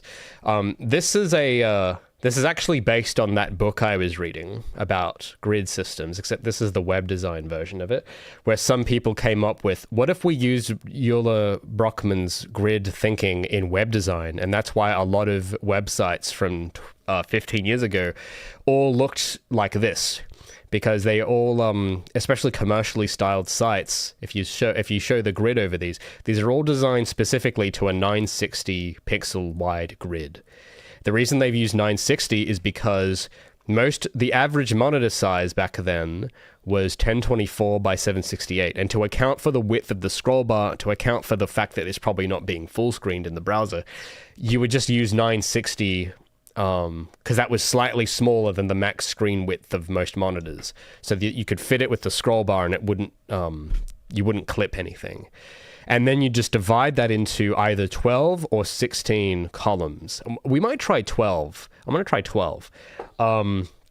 12 of 60 pixels wide or 16 of 40 pixels wide. So I'm going to try the 12 and 60. I usually do the other one. I'm going to try the other one and see what happens. Where is grids guides? Oh, here we go. I just got to find the settings panel. So it was what? 12 of 60. So 60 pixels. And there's a certain number you have to type in here. 1, 2, 3. 1, 2, 3, 4, 5, 6, 7, 8, 9, 10. Oh, I miscounted. 3, 4, 5, 6, 7, 8, 9, 10, 11, 12. Okay, so I've got too many subdivisions. I think it might be... Oh, maybe not, actually. I don't know. Maybe it's... Oh, wait a minute. I don't know. I don't remember exactly how I did it, but I just remembered... maybe... No, what I'll do instead, we'll do percent... Oh, no. No, that's not quite it either. I don't remember how I did. I was somehow able to do it exactly right. Because it's been a few weeks, I can't remember how I did it. But, 1, 2, 3, 4, 5, 6, 7, 8, 9, 10, 11, 12. Because it should be 12.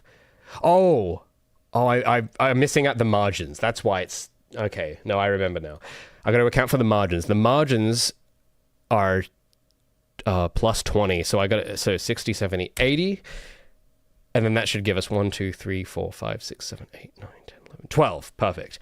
And to subdivide that properly, to get it so that we can have 8 divided by... What do you divide to get 80 into 10? Again, you can tell math is not my strong suit. Okay, so 80 into 10, you have to divide it by what to get 10? I know that the answer's probably staring me in the face. I think 4. I want to say 4. This should then be 10 pixels. Okay, that's 20 pixels. So I'll have to double that. I was close. Oh. So just 8. And then we get... Yeah, so that way, on either side, you get a 10 pixel margin, is sort of how it works. Well, actually, no, the way it works is, so you start here, and then you will leave a 20 pixel margin at the end of each of these. And then, well, you'll see. But this is how, and I did this. I actually went and looked at old websites of, like, the Bakugan website, the old Sonic Team website. And they actually are laid out. They fit the grid, all of them. And it's like, oh, that's pretty neat, actually. Because they all look good. They're all stylish, but they all are designed sensibly as well, which is, yeah, it's cool. Even Sonic Team's current site is pretty cool. Well, yeah, so I don't know if this is considered current, because this is like an old game. I think I can't read any of this because I'm not a Japanophile, sadly. But is this the current one? Because, I mean, it looks cool, but I remember seeing something even cooler somewhere that was like Sonic Sega related. I don't know. because I'm trying to remember so hard. I'm hoping that if I just don't talk about it, it'll come to me and I'll remember it magically. But the specific one I was looking at yesterday was so cool. I just can't remember what it was called. So, oh man. But it was similarly styled to this, but it was like responsive and stylish as hell. It was so good. But yeah. You go to Twitter and cry and then close Twitter. Yeah. Now imagine if... Do you guys remember how Twitter used to look like? This is how Twitter used to look when I joined. You guys remember? This is what Twitter used to look like. It used to look glorious. It actually used to have a style. Pretty crazy. You actually used to be able to customize the background. Do you guys... does anyone remember when you could do that? Does anyone remember? I remember I spent like ages customizing my colors and my background. Like that background, you could change it to whatever you... I don't know if you could change it to whatever you wanted. But you could change it to be like, different things. Also, yeah, this is definitely like this. These are all new memes. I don't know what this image is. This must be some Photoshop, like AI. No, this is not a genuine 2012 screenshot of Twitter. This is all too recent. But they had like a nice bar at the top, which they don't have anymore for whatever reason. It was actually, and it had like a texture on it. It had like a matte texture. Oh, it was so good, man. And now what does it look like? It's, what does it look like now? Freaking boring. Like, come on, guys. Anyway. but, the market research team probably said that would be the best one. And I guess it works because there's more people on Twitter now than ever before, so... But here's what okay, so enough tangents. This is what I was thinking. I'll show you what my brain was thinking, right?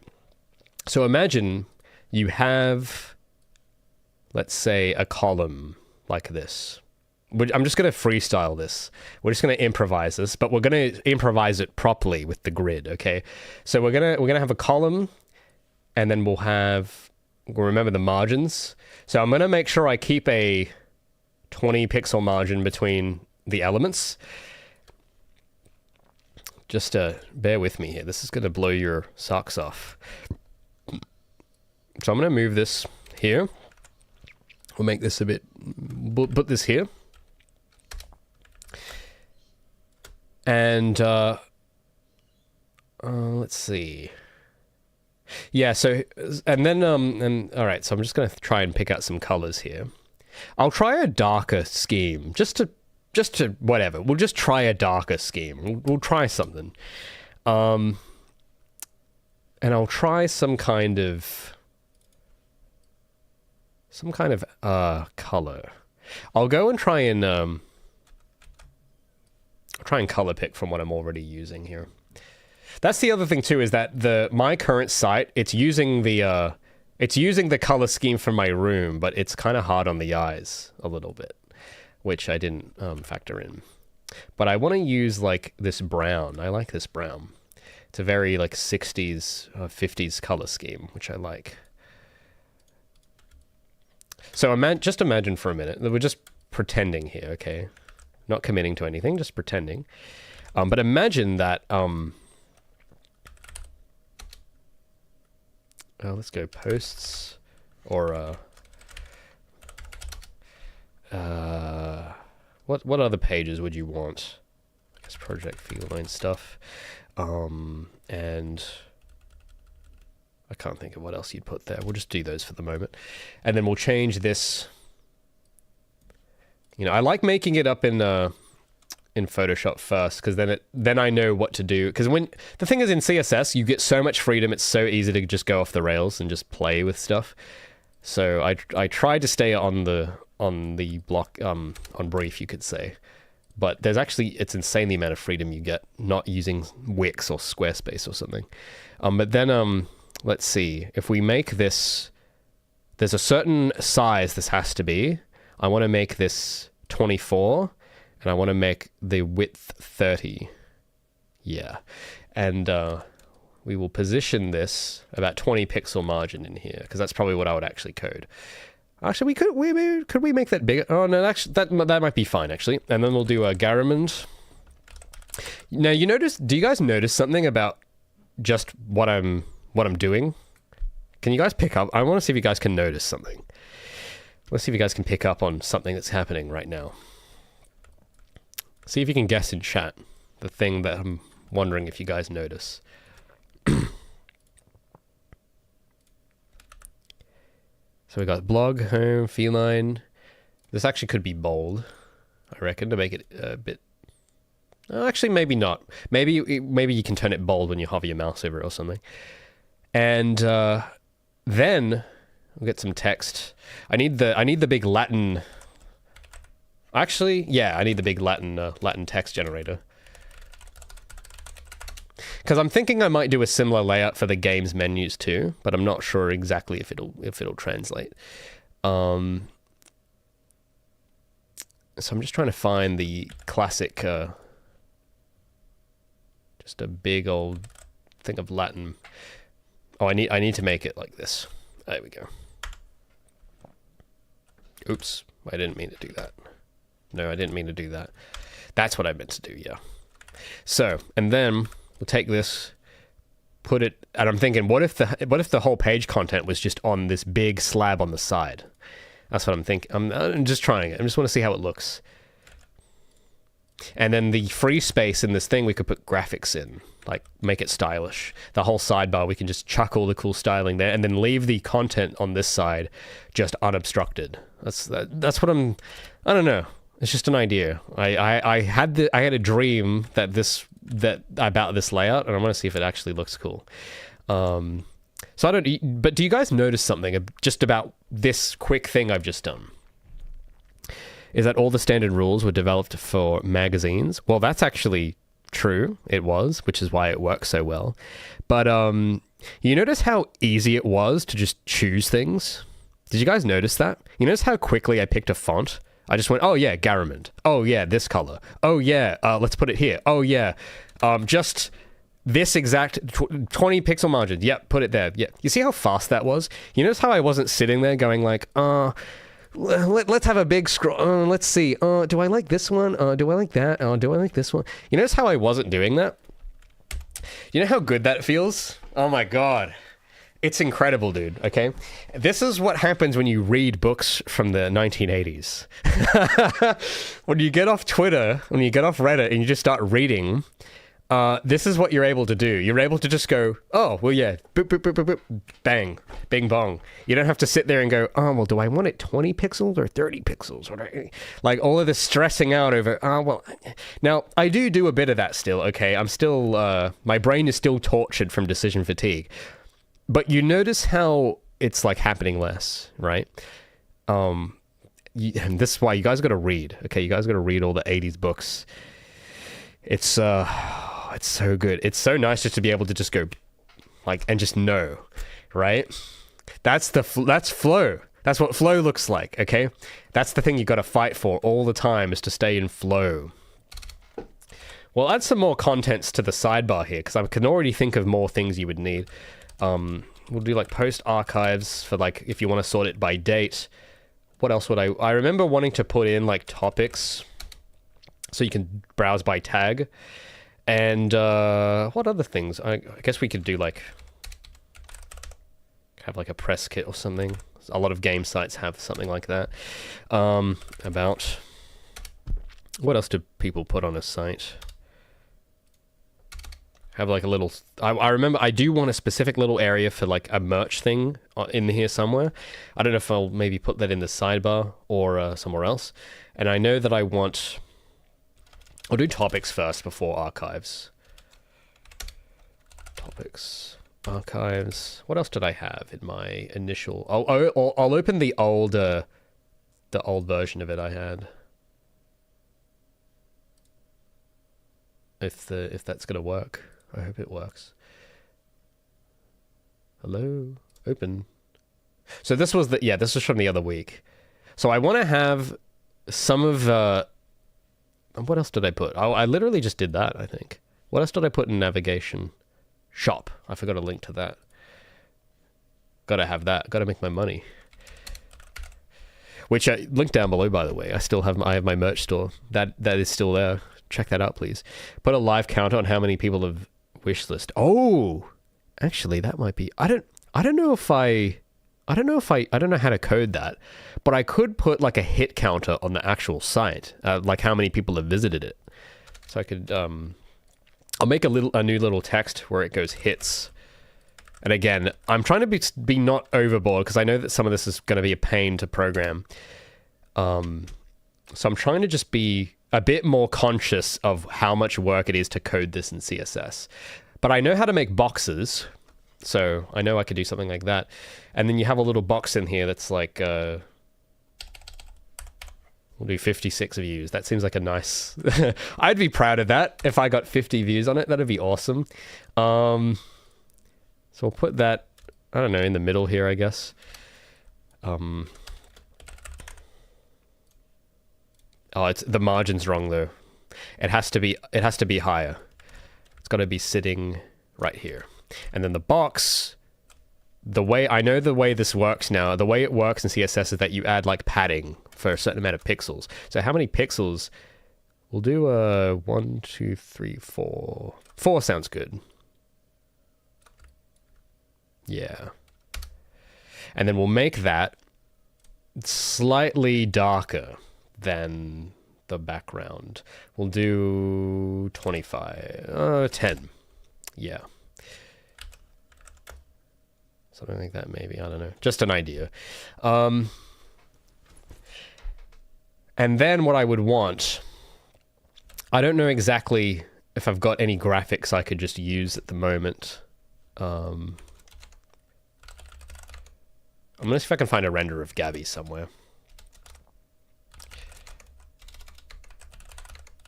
This is where it gets to the more into the styling.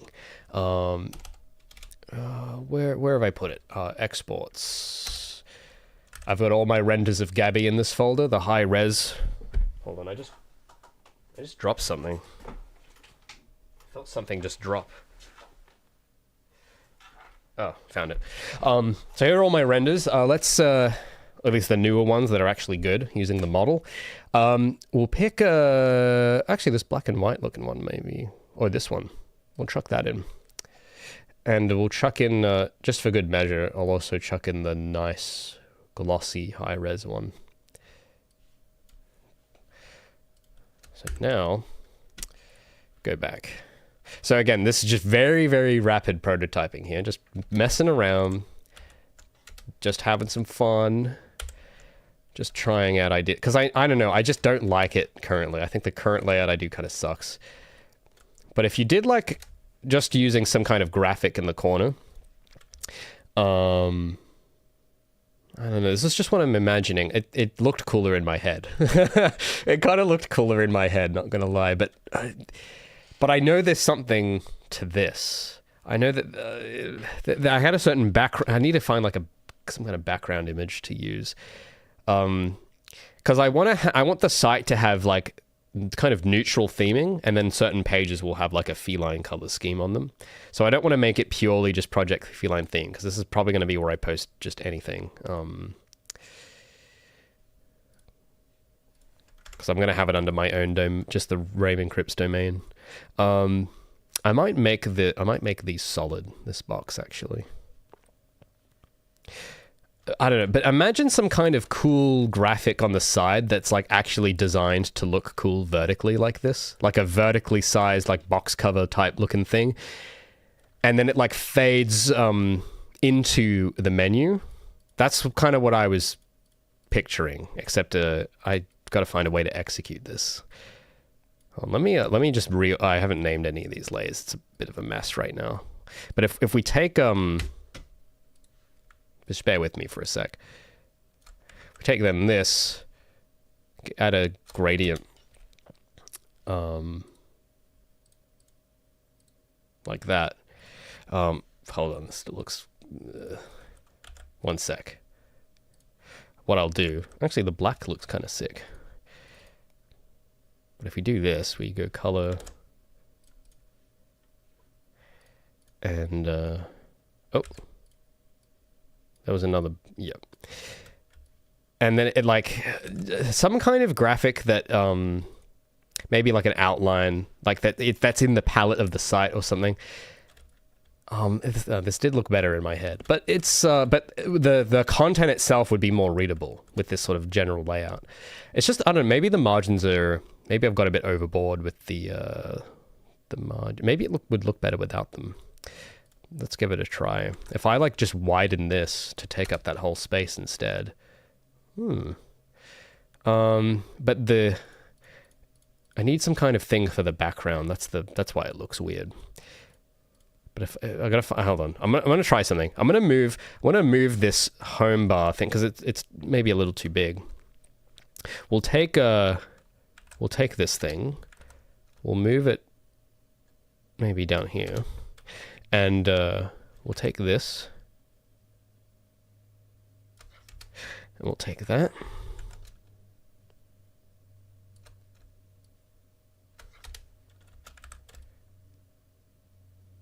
And then imagine, yeah, we'll get some kind of cool, like, because it's got to make it look personal, right? We'll get, I was just for playing around, I was using like this rip-off Blu-ray font. I don't know if I'll actually use it. I don't know if I can actually use it, but I thought, it'd be kind of cool, it'd be kind of funny, kind of play on my name. Ray's bedroom, but it's like in the Blu-ray font. I just thought it'd be kind of funny. And you imagine that as like you put the header down here, or you have it like along the side. Actually, that might be better. We do it along the side. Make it look all cool like. But, you know, picking better colors so it's readable, of course. So we'll do I desperately need a background color. I'll put this behind Gabby. We'll put Gabby. We'll move her over here a bit. Just I don't know if this is what I'll actually put here, but and then the actual create another box. Put it behind all of it, and we'll make this. I don't know what color to make that. Maybe blue. I did have a shade of blue in the palette. But that's a bit muted. Is there a cooler color? Actually, this might look kind of neat. So yeah, something like that maybe, where it's like you've got a side, like a side banner, but that is like it's like a stylish side banner that has all the flavor packed into the side banner, and it's out of the way of the site content. That's the basic gist of the idea I was thinking. And as how this would scale, because I've done it at a low canvas size here, what I'm imagining is that if you look at it bigger or something, I don't know if there's a way to get it to like proportionally scale or something like that, but if you like look at it in widescreen or what have you, what I'm thinking is that the site where's the I really shouldn't name these layers, but like, you know, this just keeps going, right? So that you know, you can like read it easier. You don't have to like you know, it just expands like that. And then this side, I don't know about the sidebar. I think an idea, I don't know how easy it is to do, but one thing I was perhaps thinking was hold on, why is there's like a red, oh, that's why. We'll move that down there, and then you take this.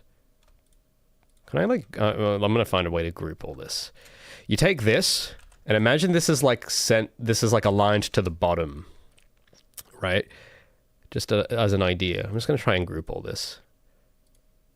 Yeah. So you take all this, you group it, like you keep it maybe either in the middle or at the bottom, like it's aligned to the bottom of the page. So if you zoom out really far, it'll like be at the bottom, and then it uses the rest of the room to just fill in cool graphics, like some kind of like the banner image would scale with the page so that the actual this gets bigger, but then this like goes outwards as well, and you could embellish it with all of the rest of the side of the page that isn't being used for anything.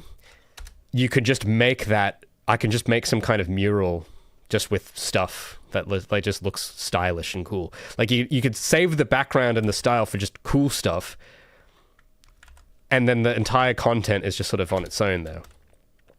But, you know, like, this is very rough. Like, obviously, this Gabby's taking up... It's too high contrast, so it doesn't quite look...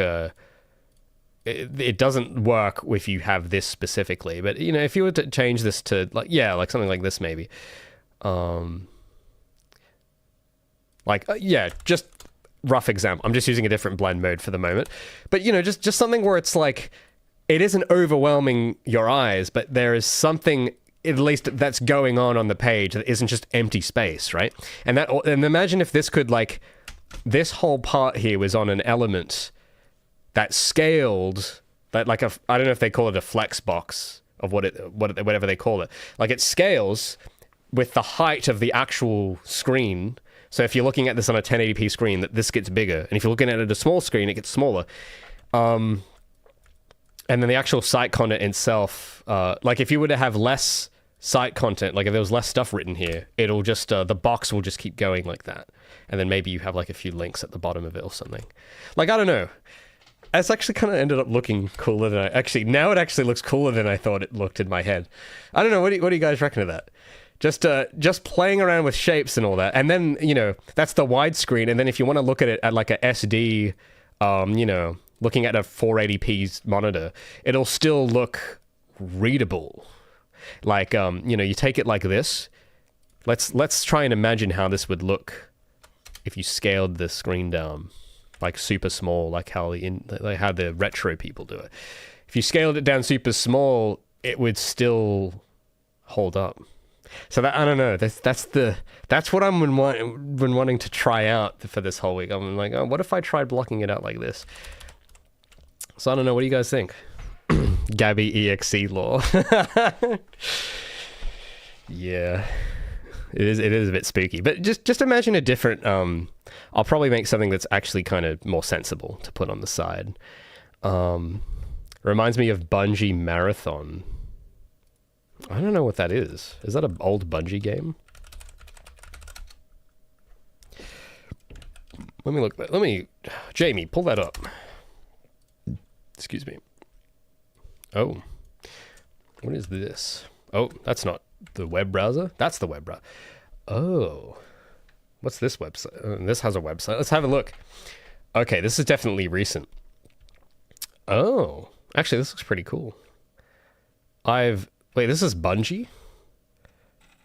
Oh, what do you know? Okay, well, I have not heard of this. I'm not a fan of the color scheme, but the styling is cool. And like if I zoom in, oh, it's responsive. Very cool. Impressive. Very nice. Let's see 343's website. This is pretty cool, though. It is a bit, oh, what's down here? Okay, this is kind of cool. So here's the other problem I've noticed, at least with my mock-up here, right? So sidebars. I have no idea what the hell to do with these things. I've just put in some temporary filler here of like navigation, recent posts, archives. In the block ad I just put like random filler. I don't really know like what to put them in them though. And it's like, there's something about the sidebar that I just feel friction with, if that makes sense. Like, you imagine more stuff in here, right? And I don't know, it just feels like a distraction. Because I noticed that old websites have these sidebars all day, but new ones don't. But what I do like is that they have it all at the bottom here. And this looks really cool. I like this, how it has all the links just here. I like that. I don't know why I like that, but it feels like maybe it's because it's out of the way. And then they have some stuff up here as well. Like, it's easier to navigate, but it isn't overwhelming you, right? And I was looking at, oh, what website was it? I was looking at another old website. I was looking at the old IGN website. Now, the new IGN website looks lame, but the old IGN website... from 2004 looked really, really cool. But they have that kind of thing, I've noticed. This has the problem where it's like they've sidebar fatigue. Maybe that's a new word I just came up with there. Maybe that's what we could call it.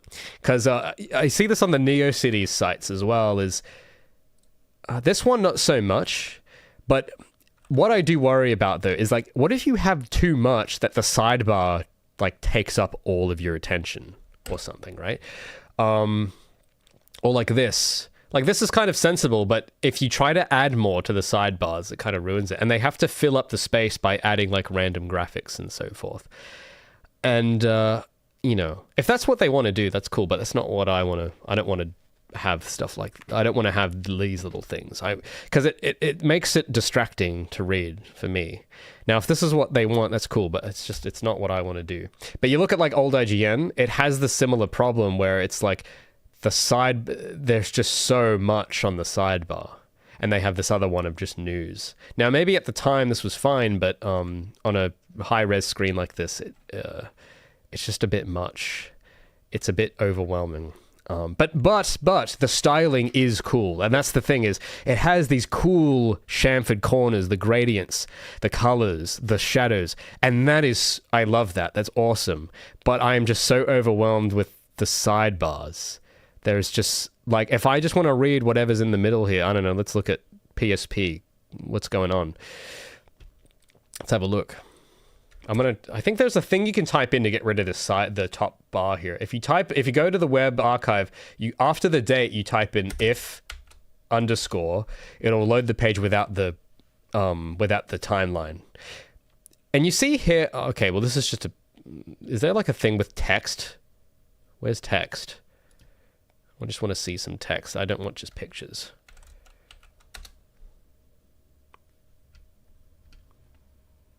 But if you go to like, I don't know, latest reviews, let's have a look. Old IGN back when, I don't know, do people look at IGN anymore? I don't know. I haven't looked at IGN in ages. But you see how you see the issue here? You see how like I'm here trying to read it, but my eyes keep kind of falling into the sidebars? I don't know if this has happened. I don't know. Maybe it doesn't happen to you guys, but when I'm trying to read this, my eye is like kind of losing balance and falling into the sidebar. Because I don't know why my attention is just drawn to the sidebar when it should be only here. And it just makes it a bit... Because every time I'm reading, I'm always aware of the sides. And it makes it hard to track where I'm reading. I've just noticed that with some of these older sites. And as stylish as they are, it is... there's a reason why they don't design them like this now. So, on the other hand, like I was saying, you go to IGN... What is it right now? It probably doesn't have this problem now, but it looks lame. Like, look at this. Freaking solid color, like boring, no flavor, the most generic color palette. Like, what's like this is easier to read, right? Compare the two. Well, let's do it at default size. This is much easier to read, but it's just kind of like it looks boring, but it is easier to read, which is the point. So it's like, how do you do both? How do you do both of these? Where you make it stylish and easy to read. Stylish, easy to read. This is very stylish. And this is actually quite easy to read. This actually does it pretty good. So, but this is also a lot of work. So I probably couldn't do something like this. But you know, but you get something like this. I don't know. This is like a very simple... It's simple. It isn't like... Because I know to do something like this marathon site, you probably got to have a bunch of plugins or, you know, frameworks or whatever, what have you. But this, I could imagine you could code this in HTML pretty easily, right? It's like not overdone. Welcome back, sir, says, IGN is my only source of credible news. Really? I cannot tell if you're being sarcastic or not. But interesting. Because I don't know, ever since they, oh, what was it? There was some game they reviewed that was like, I don't even remember. It was so forgettable. But yeah, I don't know. I don't read gaming news, really. I just, if there's something that's important, my friend will just tell me about it. And that's how I know. Momentum. That's an interesting, yeah, Coester, that is kind of right. You got to think about eye momentum. Kind of, yeah. It's more guiding the eye is sort of what I think that's how I would word it. Lucas says, you can use the same name together with hover to create specific style when the mouse is on top. Yeah. So that's something I think I have done that in my little mock-up here. So when I hover my mouse over the links, it changes color. Because by default, it'll just have an outline under it. So I got rid of that and changed the color. So it's very primitive, but I figured out how to do it. But I don't know. So here's what the thing I coded, and this is based on my other mock-up. And this is what I could do instead, with just by rearranging some stuff. I don't know, what do you guys reckon of that? What would do you think this one is lacking anything? I'm curious what you guys think of just this random one we did. Just imagine, just with the graphics, this is just very rough. I'm just literally playing. So if you're like, oh well, I don't like the pose of this, I don't like the color, like that's something I could change. But just the building blocks of that, I don't know. What do you guys think? Koi says all of that on the Marathon site can probably be done with basic CSS and JS in the browser. Oh, cool. Okay. Well, look, I'm not the messiah that knows how all that's done. So you're teaching me here. That being said, I don't think we should be overly reliant on those as they are more taxing on systems and have less staying power. Interesting. Yeah, I could see that. What if comic book style dots? Oh, now you're thinking. Now you're cooking. That actually would be pretty cool. I don't know how to do that, but I'm sure there's some way to do it. What if comic book style dots? So like on this gradient here, you mean? Maybe. I don't know how to even do that in Photoshop, actually. I know how to picture it. I don't know how to actually do it, but I'm trying to just imagine it for a moment with my imagination. Yeah, if you wanted that sort of comic booky sort of look. You know what, actually, because I was watching some old JetX bumpers for this video I've been doing, and I noticed that they use that effect a lot. Funny enough. So I don't know. Lucas says, it looks nice, just on a widescreen maybe, there's a little too much empty space. Yeah, so what I would want, I don't know how this would work with the bottom area, because I want we'll call it the mural, let's just call it that, shall we? The mural, I would want that to be scaling to the width of the page. So that's what I've tried to do here. And then imagine the background, it has some kind of... I'll try and find a background, actually. I'll look through my old drawers here in my file browser and find... I'll actually look at... Because I do have some backgrounds in the site files that I'm not using currently. Where have I put it? Themes, content, no. Assets... images. Aha. So I'll open up some of this. This was another background I tried making just with some old drawings and some old concept art for another project I did just lying around. So imagine we'll try and repurpose this maybe. This is some other character I've got. One of my, I guess, what do they call them? My OC is one of my other OCs. You won't get to meet him for a while yet. He's not, he won't make it into Feline, but maybe another thing someday. But if we take that and put it in... Ooh, I'm just very rough. Very rough. I'm not... it's not very neat. Not very neat at all, but... Imagine like that, but with Gabby or something. Or I don't know. Do I have a line art only of Gabby? I don't know if I do, actually.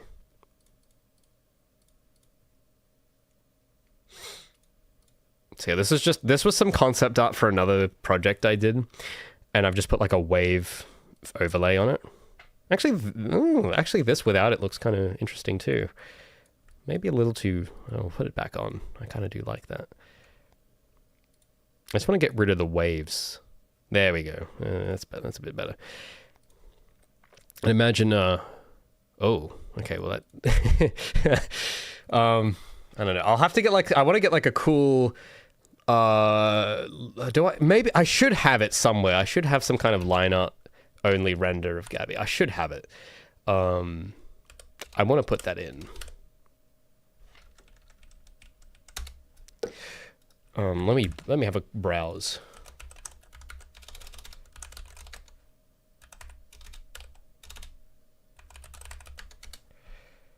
I should have one. Oh, I do, but it's got fill. I guess that'll do. I guess this one. Chuck that in. This was meant to be for the merch, so it's got fill in it. I didn't want fill. I just wanted outline, but this will serve our purposes for the moment. So you imagine, like, I don't know. It's just the actual side gradient bit. That would have to change to something else, I think, for this to actually work. So if I invert that or change the color, yeah, I'll change I don't know. I'm just going to try and change the color of this. I guess that's the cool thing about a fill, is that you can just change it. Actually, I might use maybe the brown or this color, actually. We'll do that. And then just an idea. We might have to drop the spotted gradient, because if it just looks weird, right? If the gradient is like this and then it just cuts off. What I don't want to do is, I'll show you what I don't want. I don't want it to just go on like that, because I don't know, man. It's too much. It's drawing, my eyes parkouring all the way over there, and that's not what I want. But maybe this could just be its own panel with like a nice border around it instead of a gradient. So if I, did something like this where it's, I don't know what kind of border I would put, but like, but it has like maybe like an outline so that it looks a bit more premium or something. So I'll go stroke, give it maybe a drop shadow and an outline of some kind. We'll give it like a gold, some kind of goldish outline. I'm just random, just going ham at this. Well, this needs to be 10, 25. We'll do that. And then drop shadow. 75, 12, 4, 135. I don't know, just an idea. But it does look a bit weird all the way at the bottom there without the gradient, doesn't it? So I don't know, maybe we make that all like it comes after this title or something. I don't know. Or I don't know. Oh no, that's not right. No, not like that. Oh, I've lost it. Where did it go? Where did it go? I just hello, box, come back. Okay, I think Photoshop is hello. Where did my sidebar go? Okay, well, we should probably save this. I haven't saved. I would have to remake that. So let's go.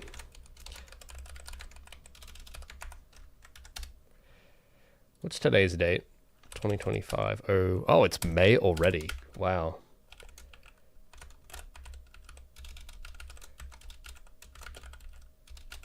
Okay. I'll try reopening it because it's just glitched out right now.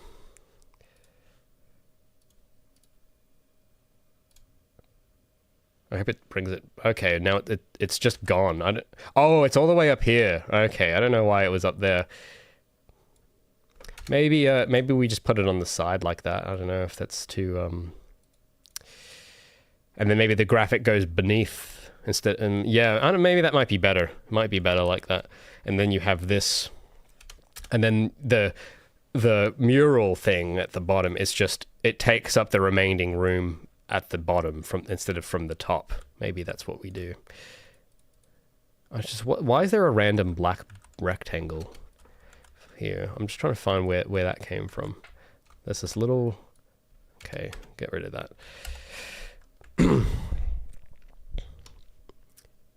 What are your channel demographics? I don't know, honestly. I think it's a mix between 18 to 35-year-olds, which is quite broad. But I don't know how many of them are lying. So I don't know. I can't really say. I just hope it's people like me. That's what I hope it is, but I have no idea if that's the case. What if the text is in grooves in her shoes? Oh, I don't know. That might be a bit hard to pull off. Put a sign that says "Do not look over." Yeah. The technique is very smart but dangerous. I knew this would happen. What do you mean, the scaling? Oh, maybe, I don't know, maybe. Just like me, for real. Well, yeah, so that's the thing as well, is that I'm kind of hoping maybe I might attract more of the kind of demographic I want, maybe, with this little area. Because YouTube, there's a lot of people on YouTube, a lot of broad demographic on YouTube, and you know, there's a degree to which with creating, because I'm trying to figure out how to say it. It's like, I think it is, there's something to be said about making something for yourself, but also if you make it only for yourself, that isn't always viable. So there has to be a middle ground between making it for you and so that it makes sense to people that aren't you. But I've noticed with the stuff that I really like, the actual thing makes me more like the author. And that's an interesting idea. I never thought about that power before until I realized how much of an influence it had on me. So that's part of the reason I want to even make this, is because I want to be able to write about some of that. That's what I want to have in this video. I've got a showcase that I want to do some quick write-ups. Maybe I'll do that tonight, of some of the media that has influenced me and my game, and why I think it's important, or whatever. What it is I like about it, like certain books or albums or games or what have you.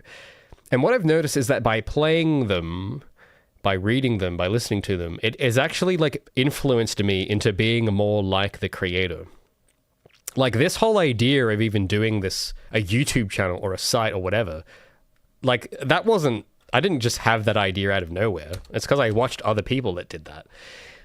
So it's, there's something I think to be said about having that kind of reciprocal exchange where it's like, how to put it? It's like you, because what I don't want is like where you make it for people and those people are nothing like you. And they don't, like, they think they like your thing, but they kind of don't really, or something. Like that to me is, I have seen it happen to people, and they always find it really difficult to deal with.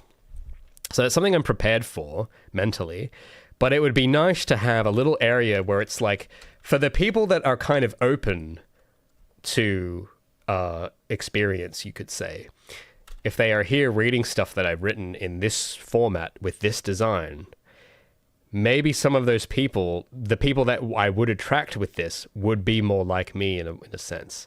Because I think I do feel that there's a large part to which I think the stuff I enjoy that people might watch me for, there's like a complete difference in the sense that, like with anime, right? And this is a common thing we bring up on the stream.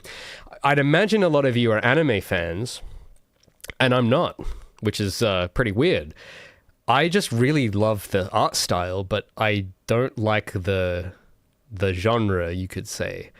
Like there's not a lot of anime shows I actually like, but I just really love the way it's made. Like the way that people learn to draw this way, the angular shapes, the minimal lines, the confident poses. Like that's what I like. But then when I go to like Crunchyroll, it's all like, you know, it's like a high school fantasy wish fulfillment, which I don't like. But that's all there is, and it's just like, well, I guess I like this for a weird reason, maybe. So I don't know, but what I'm hoping is that that difference might hopefully not matter. So that if people do like my thing, maybe they are anime fans or whatever, and even if I'm not as much of a fan of it, they'll still like my thing anyway, for that reason. But it would be nice if there are like, to be able to find the people through this maybe or something that kind of have the same interest in the same things for similar reasons, which is maybe a tall order. Maybe it won't happen, but I'm curious. If not, that's fine. I don't really care. But there is because I have this friend that is an interesting fellow, because we both sort of look at things like this in this certain way, but we're into very different things.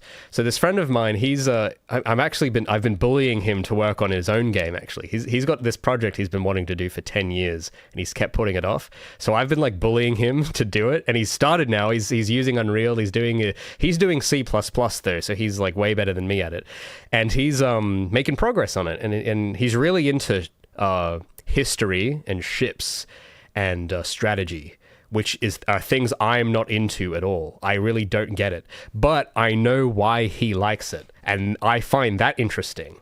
So I don't find Roman history that I mean, it is kind of interesting because he talks about it all the time. He's like a human Wikipedia, and I understand why it's interesting to him, and I kind of develop my own interest in it a bit, and it's like, oh, actually, that is pretty cool. But without that, I would not have been interested at all.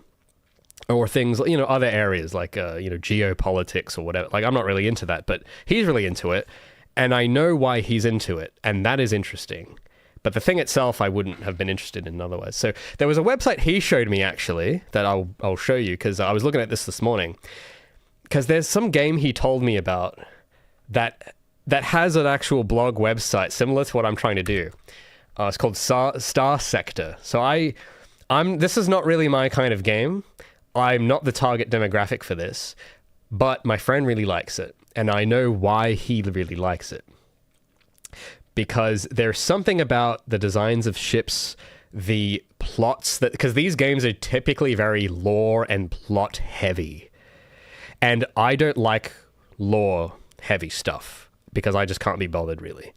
But when I listen to him tell me about the lore he likes, or the lore he's written for it, because this guy, my friend has like got all of this lore for his own project. He just doesn't have anything playable. So that's why I've been trying to nag him on.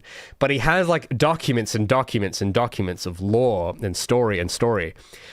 And I don't follow the details exactly, but I know the gist, and I know what he's trying to say. And I think what he's trying to say is very interesting. And this dude, I can tell that he looks up to this guy, because this guy has the same goal. He's got this whole lore story of this project. I guess what my friend's doing is a 3D. It's something similar to this, but in 3D. But it's... But because I haven't actually read this through yet. He just sent it to me this morning. But this, while I might not really be into the specifics, but I know that this guy he's doing the right thing. Like it's, I don't know who this is. Fractal Softworks. Whoever runs this account, Fractal Softworks, I can tell that they have done this work. They know, kind of like what I was talking about with my video that I'm trying to do. This guy has probably grown up with Homeworld and these sorts of games, and he sees something in them deeply that he wants to pass on to the next generation. And he's gone and started his own little, I think it's an indie one-man project, I'm pretty sure, this thing. Now, I might not really be into spaceships and a political warfare or whatever they do here, factions, or like, I don't really get it, because it's very big. Like, that kind of stuff that's civilizationally scaled is kind of like not my territory. But I understand what it is that they see. They see, I don't even know how to explain it, but I know that they see something very valuable in it. They see something about the world around them in this. And the reason why, for me, I get that area, but I know I see a similar thing in my own work, but on a different scale. So that's why you'll notice with my stuff, it is not, you've got factions and you've got fleets of ships and you've got cultures and you got the humans versus the alien. Like, I don't really have that in my stuff. My stuff is very character centric. It's very individual, and I have I'm looking at it through a different lens. That's sort of my approach. So that's kind of what makes these conversations with my friend and I so interesting. Is no, it's not this guy, by the way. This is the guy that my friend told me about.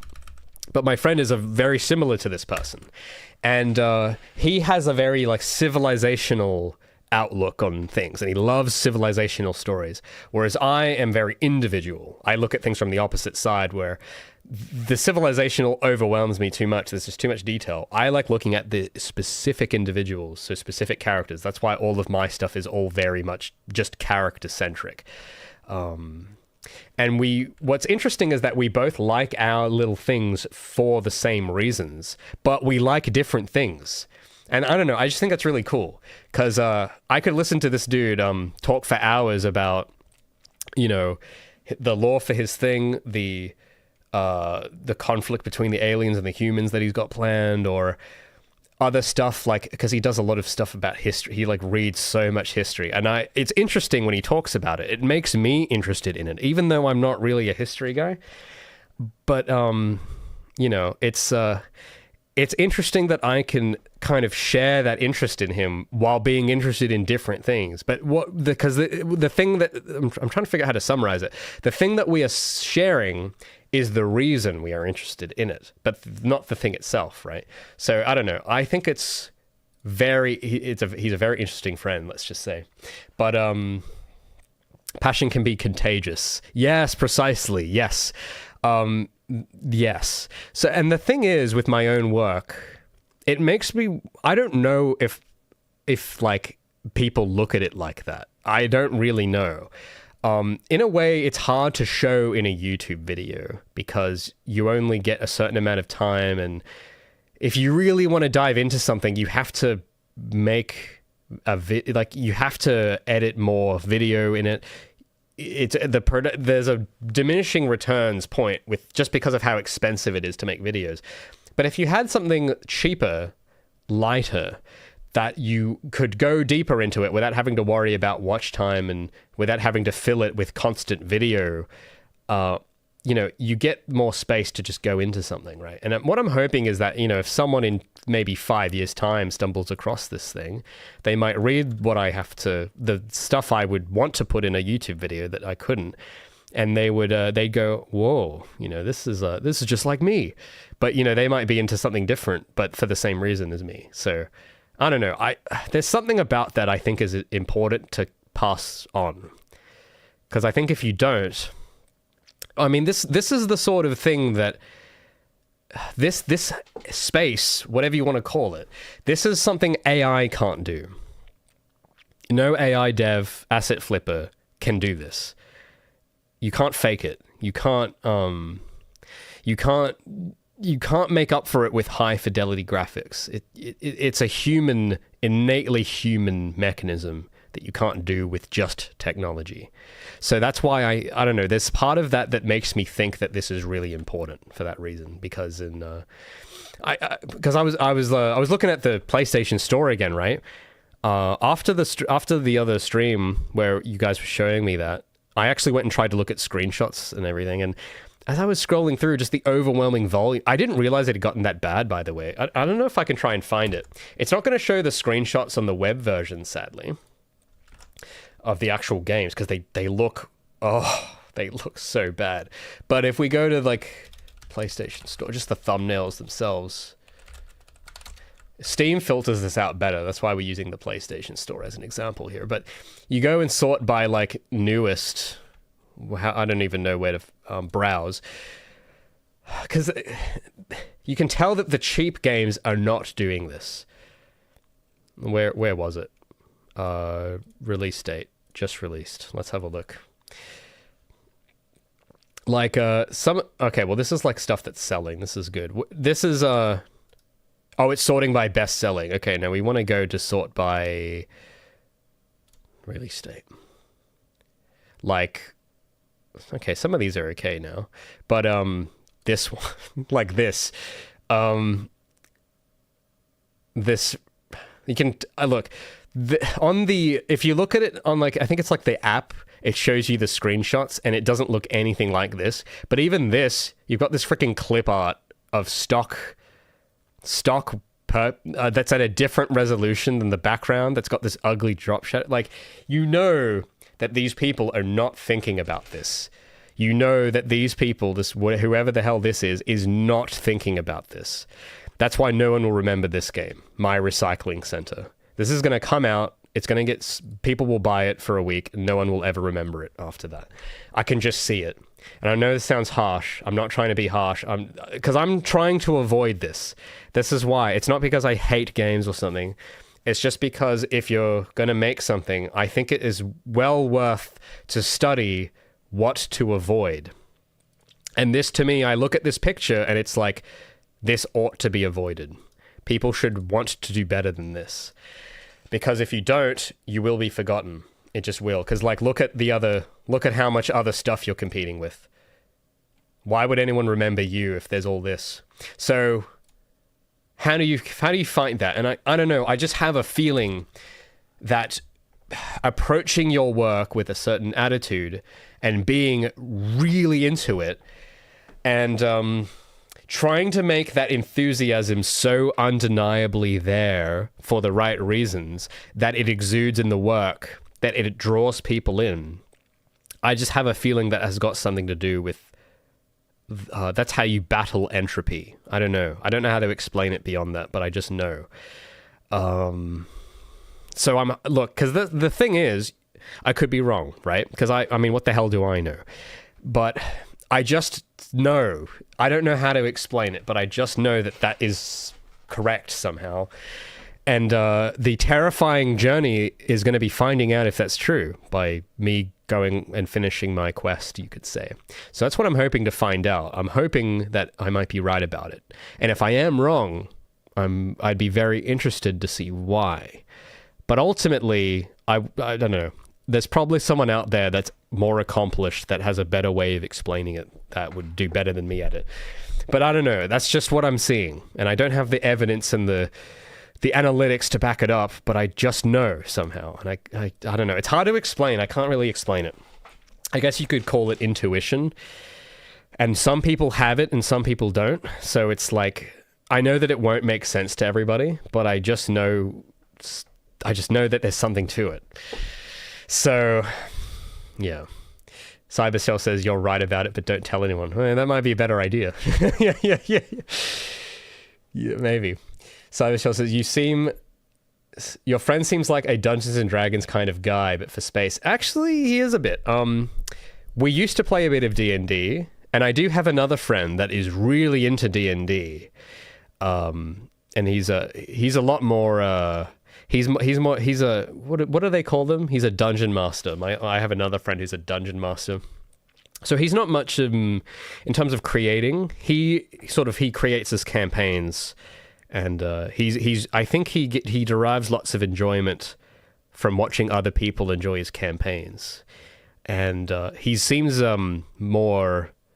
It's more of a social reward for him, I think. And I don't know, because I've known them both a long time, so I've spent time analyzing both of them.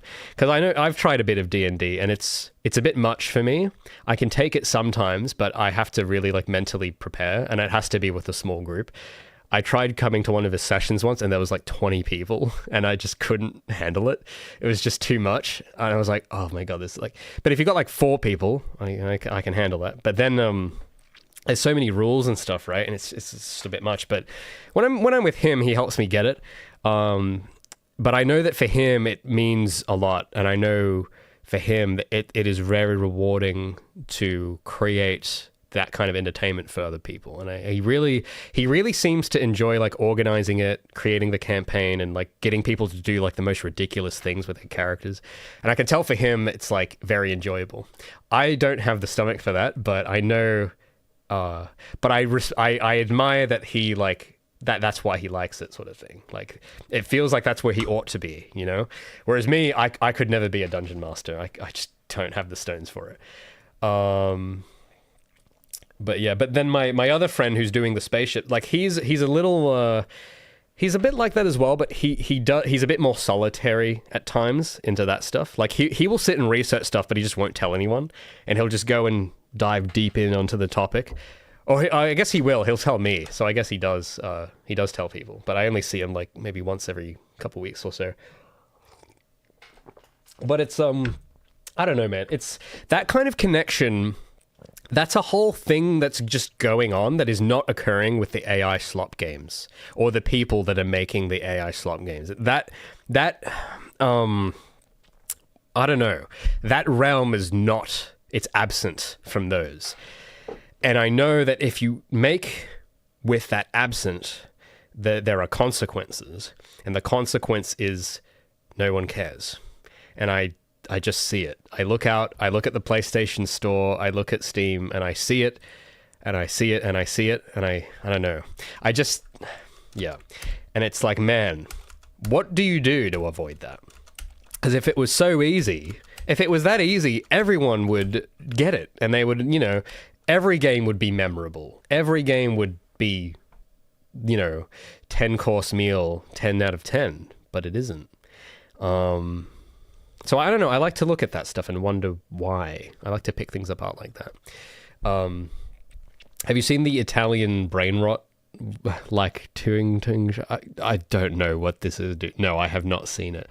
Oh man, no, I haven't come across. I've been, dude. Okay, so because I haven't really been online. Like the last couple weeks, I've really seriously just been offline a lot. So, and I've actually been feeling a lot better. So I'm probably never gonna come into contact with Italian brain rot. I hope, unless you send it to me. But please don't do that. Yeah, guys, you guys gotta get off TikTok, please. You gotta get off. It's I don't know how people handle that, man. I've tried looking at TikTok once. I couldn't do it. Yeah, not like me for real. Yeah, see, we aren't so similar, maybe. But what I would want is, imagine if instead of going to TikTok.com, you went to raysbedroom.com and you had all this, Latin or, actually, nourishing stuff to read, right? Imagine that instead. Imagine maybe you would be more like me as a result, which would be kind of cool. And it would make the release of the game more special as well. And that's a thing, that's something to, I don't think people think about that either, right? Because I had another friend that released a game once and they didn't put any thought into this. The game came out, it flopped, no one cared. And they wasted so much time on it, all this money on it. And they were, they committed the mistake of thinking all there is to making a game is coding, because that's all they would do.